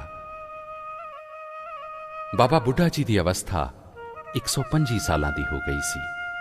ਹੁਣ ਆਪ ਨੇ ਆਪਣੇ ਸੱਚਖੰਡ ਜਾਣ ਦਾ ਸਮਾਂ ਨੇੜੇ ਆਇਆ ਜਾਣਿਆ। ਇਸ ਸਮੇਂ ਆਪ ਦੇ ਮਨ ਵਿੱਚ ਇਹ ਇੱਛਾ ਉਤਪੰਨ ਹੋਈ ਕਿ ਅੰਤ ਸਮੇਂ ਸਤਿਗੁਰੂ ਹਰਗੋਬਿੰਦ ਜੀ ਦੇ ਦਰਸ਼ਨ ਕਰਕੇ ਹੀ ਸਰੀਰ ਛੱਡਣਾ ਚਾਹੀਦਾ ਹੈ। ਸਤਿਗੁਰੂ ਜੀ ਇਸ ਸਮੇਂ ਸ਼੍ਰੀ ਹਰਗੋਬਿੰਦਪੁਰ ਨਗਰ ਵਿੱਚ ਵਿਸ਼ਰਾਮ ਕਰਦੇ ਸਨ। ਬਾਬਾ ਜੀ ਨੇ ਇੱਕ ਸਿੱਖ ਨੂੰ ਸਤਿਗੁਰੂ ਜੀ ਦੀ ਸੇਵਾ ਵਿੱਚ ਭੇਜਿਆ ਤੇ ਬੇਨਤੀ ਕਰ ਕੱਲੀ ਕਿ ਸਤਿਗੁਰੂ ਜੀ, ਆਪ ਦੇ ਦਾਸ ਦਾ ਅੰਤਿਮ ਸਮਾਂ ਆ ਗਿਆ ਹੈ, ਆਪ ਦਰਸ਼ਨ ਦੇਣ ਦੀ ਕਿਰਪਾ ਕਰੋ। ਆਪ ਦੇ ਦਰਸ਼ਨ ਕਰਕੇ ਹੀ ਸਰੀਰ ਤਿਆਗਣ ਦੀ ਇੱਛਾ ਹੈ। ਸਤਿਗੁਰੂ ਜੀ ਨੇ ਬਾਬਾ ਜੀ ਦਾ ਸੁਨੇਹਾ ਮਿਲਣ ਤੇ ਉਸੇ ਵੇਲੇ ਰਮਦਾਸ ਚੱਲਣ ਦੀ ਤਿਆਰੀ ਕਰ ਦਿੱਤੀ। ਭਾਈ ਗੁਰਦਾਸ ਜੀ, ਭਾਈ ਬਿਧੀ ਚੰਦ ਤੇ ਹੋਰ ਉੱਘੇ ਸਿੱਖਾਂ ਨੂੰ ਨਾਲ ਲੈ ਕੇ ਸਤਿਗੁਰੂ ਜੀ ਰਮਦਾਸ ਪਹੁੰਚ ਗਏ। ਬਾਬਾ ਬੁੱਢਾ ਜੀ ਸਤਿਗੁਰੂ ਜੀ ਦਾ ਦਰਸ਼ਨ ਕਰਕੇ ਬੜੇ ਪ੍ਰਸੰਨ ਹੋਏ ਤੇ ਕਿਹਾ, ਸਤਿਗੁਰੂ ਜੀ, ਆਪ ਨੇ ਬੜੀ ਕਿਰਪਾ ਕੀਤੀ ਹੈ ਜੋ ਮੇਰੀ ਬੇਨਤੀ ਮੰਨ ਕੇ ਅੰਤਿਮ ਸਮੇਂ ਮੈਨੂੰ ਦਰਸ਼ਨ ਦੇਣ ਦੀ ਖੇਚਲ ਕੀਤੀ ਹੈ। ਮੇਰੇ ਤੋਂ ਬਾਅਦ ਆਪ ਨੇ ਮੇਰੇ ਪੁੱਤਰ ਭਾਨਾ ਨੂੰ ਮੇਰੀ ਜਗ੍ਹਾ ਆਪਣਾ ਸੇਵਕ ਜਾਣਨਾ। ਜਿਸ ਤਰ੍ਹਾਂ ਆਪ ਨੇ ਮੇਰੇ ਤੇ ਕਿਰਪਾ ਦ੍ਰਿਸ਼ਟੀ ਰੱਖੀ ਹੈ ਤੇ ਸੇਵਾ ਲਈ ਹੈ, ਇਸੇ ਤਰ੍ਹਾਂ ਭਾਨੇ ਨੂੰ ਵੀ ਆਪਣੇ ਘਰ ਨਾਲ ਜੋੜੀ ਰੱਖਣਾ। ਕੁਝ ਸਮਾਂ ਗੁਰੂ ਜੀ ਤੇ ਬਾਬਾ ਬੁੱਢਾ ਜੀ ਬਚਨ ਬਿਲਾਸ ਕਰਦੇ ਰਹੇ। ਫਿਰ ਬਾਬਾ ਜੀ ਨੇ ਸਤਿਗੁਰੂ ਜੀ ਨੂੰ ਨਮਸਕਾਰ ਕਰਕੇ ਜਾਣ ਦੀ ਆਗਿਆ ਲਈ। ਆਪ ਅਕਾਲ ਪੁਰਖ ਨਾਲ ਸੁਰਤੀ ਜੋੜ ਕੇ ਚਾਦਰਾ ਤਾਣ ਕੇ ਲੇਟ ਗਏ। ਗੁਰਬਾਣੀ ਦਾ ਕੀਰਤਨ ਸਰਵਣ ਕਰਦਿਆਂ ਬਾਬਾ ਜੀ 14 ਮੱਘਰ ਸੁਦੀ ਚੌਥ ਸੰਮਤ 1688 ਨੂੰ ਸੱਚਖੰਡ ਵਿੱਚ ਜਾ ਬਿਰਾਜੇ। ਸਤਿਗੁਰੂ ਜੀ ਨੇ ਬੜੇ ਸਤਿਕਾਰ ਤੇ ਵੈਰਾਗ ਭਰੇ ਹਿਰਦੇ ਨਾਲ ਬਾਬਾ ਜੀ ਦਾ ਬੜਾ ਸੁੰਦਰ ਬਿਬਾਨ ਤਿਆਰ ਕਰਵਾਇਆ। ਆਲੇ ਦੁਆਲੇ ਦੇ ਨਗਰਾਂ ਦੀ ਬੇਅੰਤ ਸੰਗਤ ਬਾਬਾ ਜੀ ਦੇ ਅੰਤਮ ਦਰਸ਼ਨ ਕਰਨ ਲਈ ਰਮਦਾਸ ਆਈ। ਸਤਿਗੁਰੂ ਜੀ ਨੇ ਆਪਣੇ ਪਵਿੱਤਰ ਹੱਥਾਂ ਨਾਲ ਬਾਬਾ ਜੀ ਦਾ ਸੰਸਕਾਰ ਕੀਤਾ। ਡੇਰੇ ਵਿੱਚ ਵਾਪਸ ਆ ਕੇ ਕੀਰਤਨ ਸੋਹਿਲਾ ਪੜ੍ਹ ਕੇ ਅਰਦਾਸ ਕੀਤੀ ਗਈ ਤੇ ਕੜਾਹ ਪ੍ਰਸ਼ਾਦ ਦੀ ਦੇਗ ਵਰਤਾਈ ਗਈ। ਚੌਥੇ ਵਾਲੇ ਦਿਨ ਬਾਬਾ ਜੀ ਨਮਿਤ ਸ੍ਰੀ ਗੁਰੂ ਗ੍ਰੰਥ ਸਾਹਿਬ ਜੀ ਦਾ ਸਹਿਜ ਪਾਠ ਆਰੰਭ ਕੀਤਾ ਗਿਆ। 17ਵੀਂ ਵਾਲੇ ਦਿਨ ਪਾਠ ਦਾ ਭੋਗ ਪਾਇਆ ਗਿਆ। ਰਾਗੀ ਸਿੰਘਾਂ ਨੇ ਵੈਰਾਗਮਈ ਸ਼ਬਦਾਂ ਦਾ ਕੀਰਤਨ ਕੀਤਾ। ਬਾਬਾ ਜੀ ਦੀ ਯਾਦ ਵਿੱਚ ਮਹਾਨ ਭੰਡਾਰਾ ਕੀਤਾ ਗਿਆ। ਅੱਜ ਕੱਲ੍ਹ ਇੱਥੇ ਗੁਰਦੁਆਰਾ ਸਮਾਧ ਬਾਬਾ ਬੁੱਢਾ ਜੀ ਸਥਿਤ ਹੈ। ਸੂਰਜ ਕਿਰਨ ਮਿਲੇ ਜਲ ਕਾ ਜਲ ਹੁਆ ਰਾਮ, ਜਲ ਕਾ ਜਲ ਹੁਆ ਰਾਮ। ਸੂਰਜ ਕਿਰਨ ਮਿਲੇ ਜਲ ਕਾ ਜਲ ਹੁਆ ਰਾਮ, ਜਲ ਕਾ ਜਲ ਹੁਆ ਰਾਮ। ज्योति ज्योत रली संपूर्ण थिया राम। ज्योति ज्योत रली संपूर्ण थिया राम। सूरज किरण मिले जल का जल हुआ राम, जल का जल हुआ राम। सूरज किरण मिले, जल का जल हुआ राम, जल का जल हुआ, जल का जल हुआ राम, जल का जल हुआ, जल का जल हुआ राम, जल का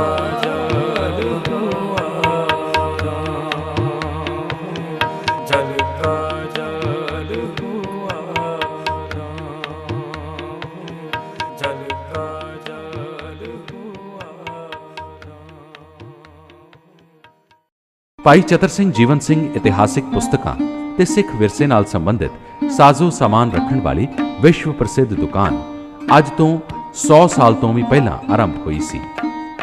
ਅੱਜ ਵਿਸ਼ਵ ਭਰ ਦੇ ਸਿੱਖਾਂ ਨੂੰ ਇਹ ਗੌਰਵ ਹੈ ਕਿ ਇੱਥੇ ਅੰਗਰੇਜ਼ੀ, ਪੰਜਾਬੀ, ਹਿੰਦੀ ਤੇ ਉਰਦੂ ਦੀਆਂ ਜਗਤ ਪ੍ਰਸਿੱਧ ਪੁਸਤਕਾਂ, ਗੁਰਬਾਣੀ ਦੇ ਹਰ ਪ੍ਰਕਾਰ ਦੇ ਗੁਟਕੇ, ਗੁਰਬਾਣੀ ਦੀਆਂ ਕੈਸਟਾਂ, ਸੀਡੀਆਂ ਤੇ ਹੋਰ ਧਾਰਮਿਕ ਸਾਮਾਨ ਵੀ ਮਿਲਦਾ ਹੈ।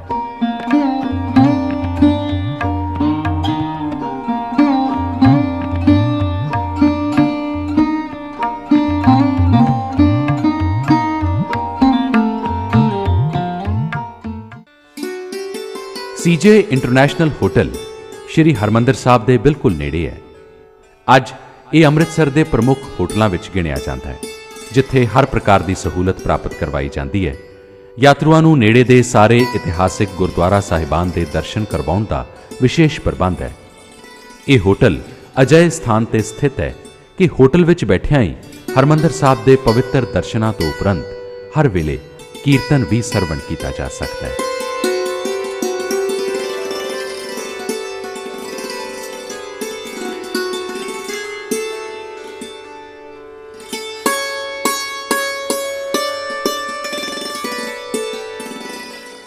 ਸੀਜੇ ਮਲਟੀਮੀਡੀਆ ਪੇਸ਼ ਕਰਦੇ ਨੇ ਉਡੋ ਨਾ ਕਾਗਾ ਕਾਰੇ, ਉਡੋ ਨਾ ਕਾਗਾ ਕਾਰੇ, बेग मिली जय अपने राम प्यारे। कैसेट्स ते VCDs सिर्फ सीजे मल्टीमीडिया थे। मार्केटेड बाय भाई चतर सिंह जीवन सिंह अमृतसर।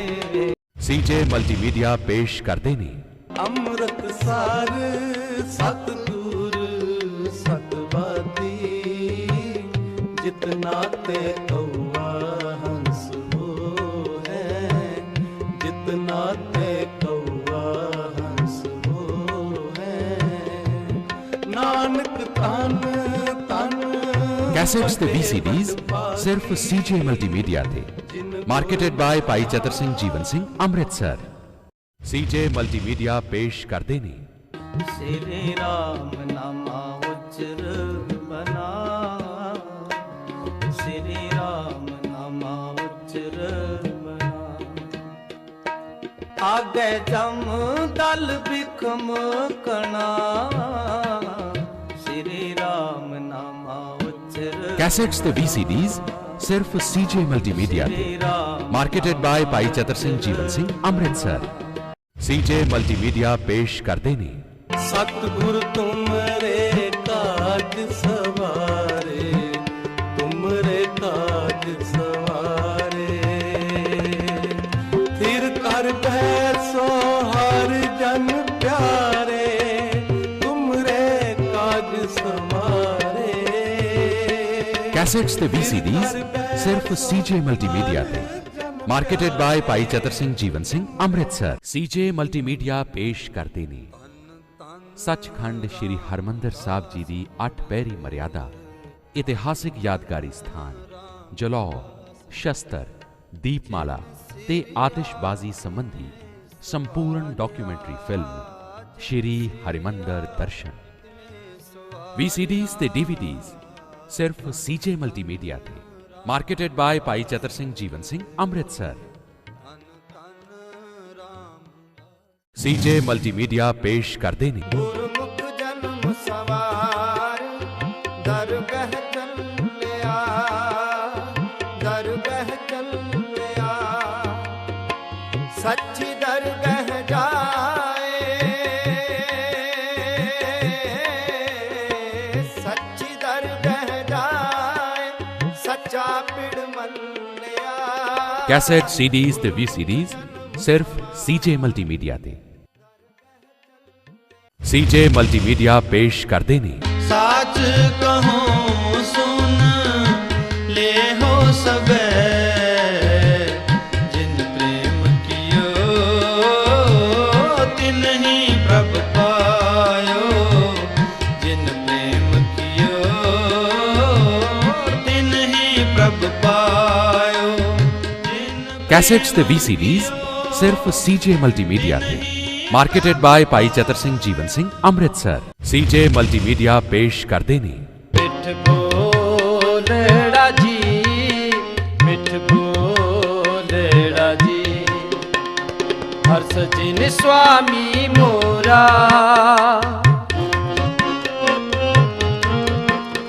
ਹਰ ਸਜਣ ਸੁਆਮੀ ਮੋਰਾ, ਮਿੱਠ ਬੋਲ। ਕੈਸੇਟਸ ਤੇ VCDs ਸਿਰਫ CJ ਮਲਟੀਮੀਡੀਆ ਤੇ। ਮਾਰਕੀਟਡ ਬਾय ਭਾਈ ਚਤਰ ਸਿੰਘ ਜੀਵਨ ਸਿੰਘ ਅੰਮ੍ਰਿਤਸਰ। CJ ਮਲਟੀਮੀਡੀਆ ਪੇਸ਼ ਕਰਦੇ ਨੇ ਓਏ ਕਦੇ ਇਸੇ ਪੰਜਾਬ ਦੀ ਸਿਫਤ ਕਰਦਿਆਂ ਪੁਰਾਤਨ ਕਵੀਆਂ ਨੇ ਇਸ ਪੰਜਾਬ ਨੂੰ ਰੰਗਲਾ ਪੰਜਾਬ ਤੇ ਸਵਰਗ ਪੰਜਾਬ ਕਿਹਾ ਸੀ, ਪਰ ਅੱਜ ਦੇ ਕਵੀ ਕੁਝ ਹੋਰ ਹੀ ਕਹਿ ਰਹੇ ਨੇ। ਆਪਣਾ ਪੰਜਾਬ ਹੋਵੇ, ਘਰ ਦੀ ਸ਼ਰਾਬ ਹੋਵੇ। ਓਏ ਇਹੋ ਜਿਹੇ ਬੋਲਾਂ ਨੇ ਪੰਜਾਬ ਵਿੱਚ ਹੱਸਦੇ ਵਸਦੇ ਘਰਾਂ ਨੂੰ ਨਸ਼ਿਆਂ ਦੀ ਜਕੜ ਵਿੱਚ ਲੈ ਆਂਦਾ। ਨਸ਼ਿਆਂ ਨੇ ਘਰ ਪੱਟਤਾ। ਕੈਸੇਟਸ ਤੇ VCDs ਸਿਰਫ CJ ਮਲਟੀਮੀਡੀਆ ਤੇ। CJ ਮਲਟੀਮੀਡੀਆ ਪੇਸ਼ ਕਰਦੇ ਨੇ ਸ਼੍ਰੀ ਹਰਮੰਦਰ ਸਾਹਿਬ ਦੀ ਪਵਿੱਤਰਤਾ ਭੰਗ ਕਰਨ ਵਾਲੇ ਦੁਰਾਚਾਰੀ ਜ਼ਾਲਮ ਮੱਸੇ ਰੰਗੜ ਨੂੰ ਸਬਕ ਸਿਖਾਉਣ ਲਈ ਭਾਈ ਸੁੱਖਾ ਸਿੰਘ ਮਹਿਤਾਬ ਸਿੰਘ ਵੱਲੋਂ ਰੌਂਗਟੇ ਖੜੇ ਕਰਨ ਵਾਲਾ ਇਤਿਹਾਸ ਸਿਰਜਣ ਦਾ ਅਲੌਕਿਕ ਕਾਰਨਾਮਾ ਦਰਸਾਉਣ ਵਾਲੀ ਪਹਿਲੀ ਪੰਜਾਬੀ ਧਾਰਮਿਕ ਫਿਲਮ ਕੇਸਰੀ ਨਿਸ਼ਾਨ ਝੂਲ ਦੇ। ਤਾਈਓ ਦੁਨੀਆ ਦੇ ਵਿੱਚ ਪੰਥ ਖਾਲਸੇ ਦੇ ਕੇਸਰੀ ਨਿਸ਼ਾਨ ਝੁੱਲਦੇ। VCDs ਤੇ DVD ਸਿਰਫ CJ ਮਲਟੀਮੀਡੀਆ ਤੇ। CJ ਮਲਟੀਮੀਡੀਆ ਪੇਸ਼ ਕਰਦੇ ਨੇ मेरा मन लागा तोए, मेरा मन लागा तोए, सावल सुंदर रामैया, सावल सुंदर रामैया। ਕੈਸੇਟਸ ਤੇ VCDs ਸਿਰਫ CJ ਮਲਟੀਮੀਡੀਆ ਤੇ। ਮਾਰਕੀਟਡ ਬਾय ਭਾਈ ਚਤਰ ਸਿੰਘ ਜੀਵਨ ਸਿੰਘ ਅੰਮ੍ਰਿਤਸਰ। CJ ਮਲਟੀਮੀਡੀਆ ਪੇਸ਼ ਕਰਦੇ ਨੇ ਵਾਹਿਗੁਰੂ ਤੇਰਾ ਸਾਬ ਸਦਕਾ, ਸੇਵਕ ਕੈ ਭਰਪੂਰ ਜੋਗ ਜੁਗ, ਸੇਵਕ ਕੈ ਭਰਪੂਰ ਜੋਗ ਜੁਗ। ਕੈਸੇਟਸ ਤੇ VCDs ਸਿਰਫ CJ ਮਲਟੀਮੀਡੀਆ ਤੇ। ਮਾਰਕੀਟਡ ਬਾय ਭਾਈ ਚਤਰ ਸਿੰਘ ਜੀਵਨ ਸਿੰਘ ਅੰਮ੍ਰਿਤਸਰ।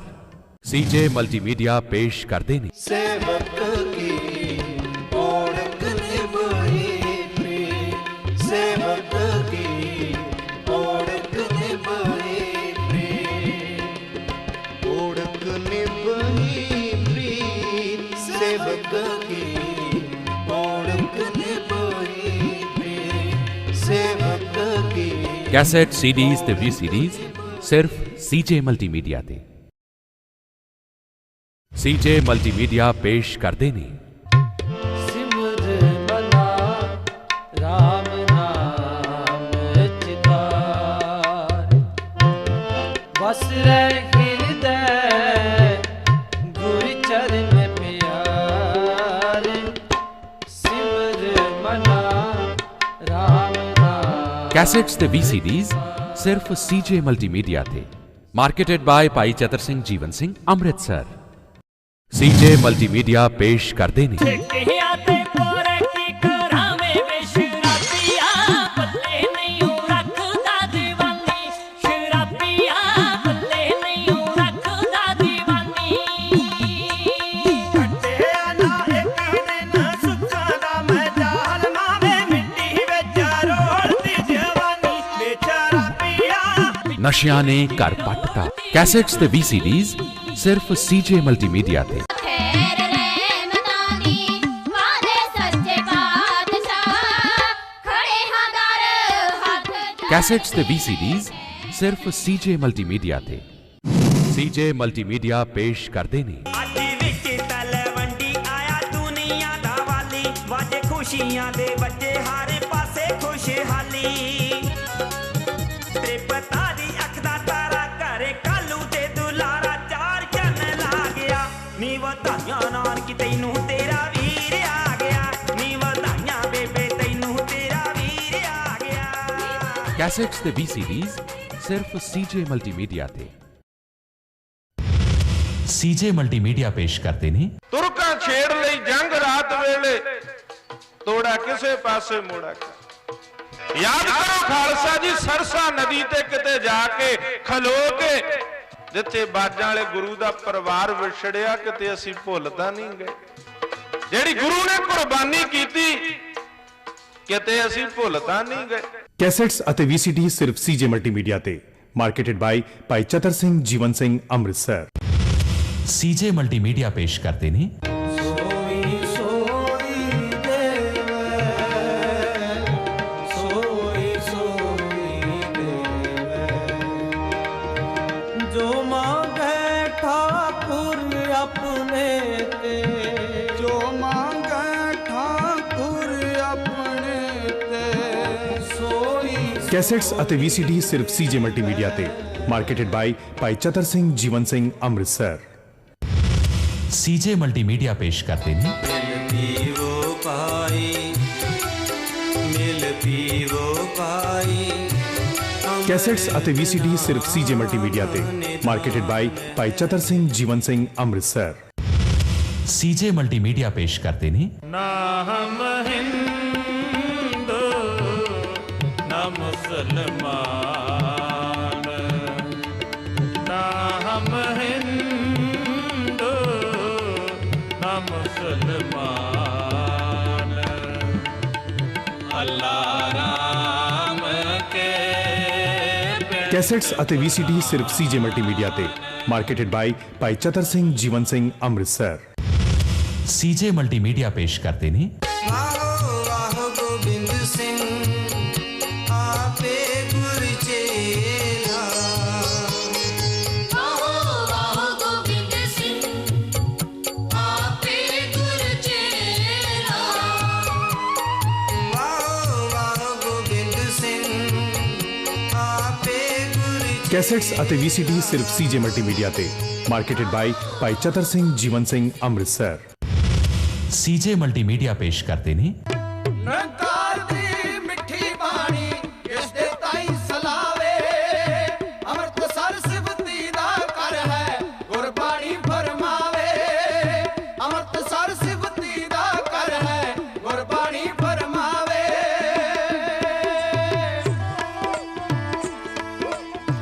ਕੈਸੇਟਸ ਅਤੇ VCD ਸਿਰਫ CJ ਮਲਟੀਮੀਡੀਆ ਤੇ। ਮਾਰਕੀਟਡ ਬਾਈ ਭਾਈ ਚਤਰ ਸਿੰਘ ਜੀਵਨ ਸਿੰਘ ਅੰਮ੍ਰਿਤਸਰ। ਉੱਤਰ ਹੁੰਦੇ ਮਿੱਠੜੇ ਮੇਵੇ, ਭਾਈ ਚਤਰ ਸਿੰਘ ਜੀਵਨ ਸਿੰਘ ਦੇ ਸਹਿਯੋਗ ਨਾਲ CJ ਮਲਟੀਮੀਡੀਆ ਪੇਸ਼ ਕਰਦੇ ਨੇ ਸ਼੍ਰੀ ਗੁਰੂ ਗੋਬਿੰਦ ਸਿੰਘ ਜੀ ਦੇ 4 ਸਾਹਿਬਜ਼ਾਦਿਆਂ ਦੇ 300 ਸਾਲਾ ਸ਼ਹੀਦੀ ਦਿਵਸ ਦੇ ਸੰਦਰਭ ਵਿੱਚ ਧਾਰਮਿਕ ਫਿਲਮ ਲਾਲਾਂ ਦੀ ਕੁਰਬਾਨੀ। ਲਾਲਾਂ ਦੀ ਕੁਰਬਾਨੀ। VCDs ਤੇ DVDs CJ ਮਲਟੀਮੀਡੀਆ ਤੇ। ਮਾਰਕੀਟਿੰਗ ਬਾਏ ਭਾਈ ਚਤਰ ਸਿੰਘ ਜੀਵਨ ਸਿੰਘ ਅੰਮ੍ਰਿਤਸਰ। ਭਾਈ ਚਤਰ ਸਿੰਘ ਜੀਵਨ ਸਿੰਘ ਅੰਮ੍ਰਿਤਸਰ ਵਾਲੇ ਪੇਸ਼ ਕਰਦੇ ਨੇ ਸਰਦਾਰ SGS ਪੌਲ ਦੀ ਇੰਗਲਿਸ਼ ਵਿੱਚ ਸਿੱਖ ਇਤਿਹਾਸ ਦੇ ਗੌਰਵਮਈ ਵਿਰਸੇ ਨਾਲ ਜੁੜਨ ਵਾਲੀ ਅਨੋਖੀ ਪੁਸਤਕ ਦ ਸਟੋਰੀ ਆਫ ਵੇਲੀਐਂਟ ਸਿੱਖਸ, ਜਿਸ ਵਿੱਚ 10 ਗੁਰੂ ਸਾਹਿਬਾਨ ਦੇ ਜੀਵਨ ਤੋਂ ਲੈ ਕੇ ਸਾਹਿਤ, ਕਲਾ, ਵਿਗਿਆਨ, ਅਰਥ ਸ਼ਾਸਤਰ, ਫੌਜ, ਦੇਸ਼ ਦੀ ਆਜ਼ਾਦੀ, ਖੇਡਾਂ, ਖੇਤੀਬਾੜੀ ਆਦਿ ਵਿੱਚ ਸਿੱਖਾਂ ਨੇ ਦੇਸ਼ਾਂ ਵਿਦੇਸ਼ਾਂ ਜੋ ਨਾਮ ਖੱਟਿਆ ਉਹ ਦਰਜ ਹੈ। ਦ ਸਟੋਰੀ ਆਫ ਵੇਲੀਐਂਟ ਸਿੱਖਸ, ਪਬਲਿਸ਼ਰਸ ਭਾਈ ਚਤਰ ਸਿੰਘ ਜੀਵਨ ਸਿੰਘ। ਗੁਰਬਾਣੀ ਪ੍ਰੇਮੀਆਂ ਲਈ ਭਾਈ ਚਤਰ ਸਿੰਘ ਜੀਵਨ ਸਿੰਘ ਪੇਸ਼ ਕਰਦੇ ਨੇ ਸਰਦਾਰ ਇਕਬਾਲ ਸਿੰਘ ਜੀ ਦੀ ਲਿਖੀ ਪੁਸਤਕ ਗੁਰਬਾਣੀ ਕਥਾ ਵਿਚਾਰ। ਇਸ ਪੁਸਤਕ ਵਿੱਚ ਸ੍ਰੀ ਗੁਰੂ ਗ੍ਰੰਥ ਸਾਹਿਬ ਜੀ ਵਿੱਚੋਂ ਗੁਰੂ ਸਾਹਿਬਾਨ ਤੇ ਭਗਤਾਂ ਦੇ ਉਹ ਸ਼ਬਦ ਅੰਕਿਤ ਨੇ ਜਿਨ੍ਹਾਂ ਵਿੱਚ ਦੇਵੀ ਦੇਵਤਿਆਂ ਦੇ ਜੀਵਨ ਦਾ ਵਰਣਨ ਹੈ ਤੇ ਉਹਨਾਂ ਦੇ ਜੀਵਨ ਦੇ ਸੰਦਰਭ ਵਿੱਚ ਸਿੱਖ ਧਰਮ ਦੀ ਵਿਚਾਰਧਾਰਾ ਨੂੰ ਰੌਸ਼ਨ ਕੀਤਾ ਗਿਆ ਹੈ। ਪ੍ਰਕਾਸ਼ਕ ਭਾਈ ਚਤਰ ਸਿੰਘ ਜੀਵਨ ਸਿੰਘ ਅੰਮ੍ਰਿਤਸਰ। ਸੇਵਾ ਵਿਚਾਰ ਫਾਊਂਡੇਸ਼ਨ USA ਤੇ ਸੀਜੇ ਮਲਟੀਮੀਡੀਆ ਇੰਡੀਆ ਪੇਸ਼ ਕਰਦੇ ਨੇ ਭਾਈ ਬਲਬੀਰ ਸਿੰਘ ਜੀ ਸਿੱਦਕੀ ਦੀ ਆਵਾਜ਼ ਵਿੱਚ ਗੁਰਬਾਣੀ ਦਾ ਸ਼ੁੱਧ ਉਚਾਰਨ ਸਿੱਖਣ ਲਈ ਪਾਠ ਸ੍ਰੀ ਗੁਰੂ ਗ੍ਰੰਥ ਸਾਹਿਬ ਜੀ ਆਡੀਓ CD ਵਿੱਚ। ਮਾਰਕੀਟਿੰਗ ਬਾय ਭਾਈ ਚਤਰ ਸਿੰਘ ਜੀਵਨ ਸਿੰਘ ਅੰਮ੍ਰਿਤਸਰ। ਭਾਈ ਚਤਰ ਸਿੰਘ ਜੀਵਨ ਸਿੰਘ ਪੇਸ਼ ਕਰਦੇ ਨੇ ਇਲਸਟ੍ਰੇਟਿਡ ਲਾਈਫ ਸਟੋਰੀਜ਼ ਆਫ ਗੁਰੂ ਸਾਹਿਬਸ। ਇਸ ਪੁਸਤਕ ਵਿੱਚ 10 ਗੁਰੂ ਸਾਹਿਬਾਨ ਦੇ ਜੀਵਨ ਨੂੰ ਹਰ ਪੰਨੇ ਤੇ ਸੁੰਦਰ ਤਸਵੀਰਾਂ ਰਾਹੀਂ ਦਰਸਾਇਆ ਗਿਆ ਹੈ। ਇਹ ਪੁਸਤਕ ਅੰਗਰੇਜ਼ੀ, ਪੰਜਾਬੀ ਤੇ ਹਿੰਦੀ ਵਿੱਚ ਪ੍ਰਾਪਤ ਕਰਨ ਲਈ ਆਪਣੇ ਸ਼ਹਿਰ ਦੇ ਬੁੱਕ ਸੈਲਰ ਤੋਂ ਖਰੀਦੋ ਜਾਂ ਸਾਡੇ ਪਾਸੋਂ ਪ੍ਰਾਪਤ ਕਰੋ। ਪ੍ਰਕਾਸ਼ਕ ਭਾਈ ਚਤਰ ਸਿੰਘ ਜੀਵਨ ਸਿੰਘ ਅੰਮ੍ਰਿਤਸਰ।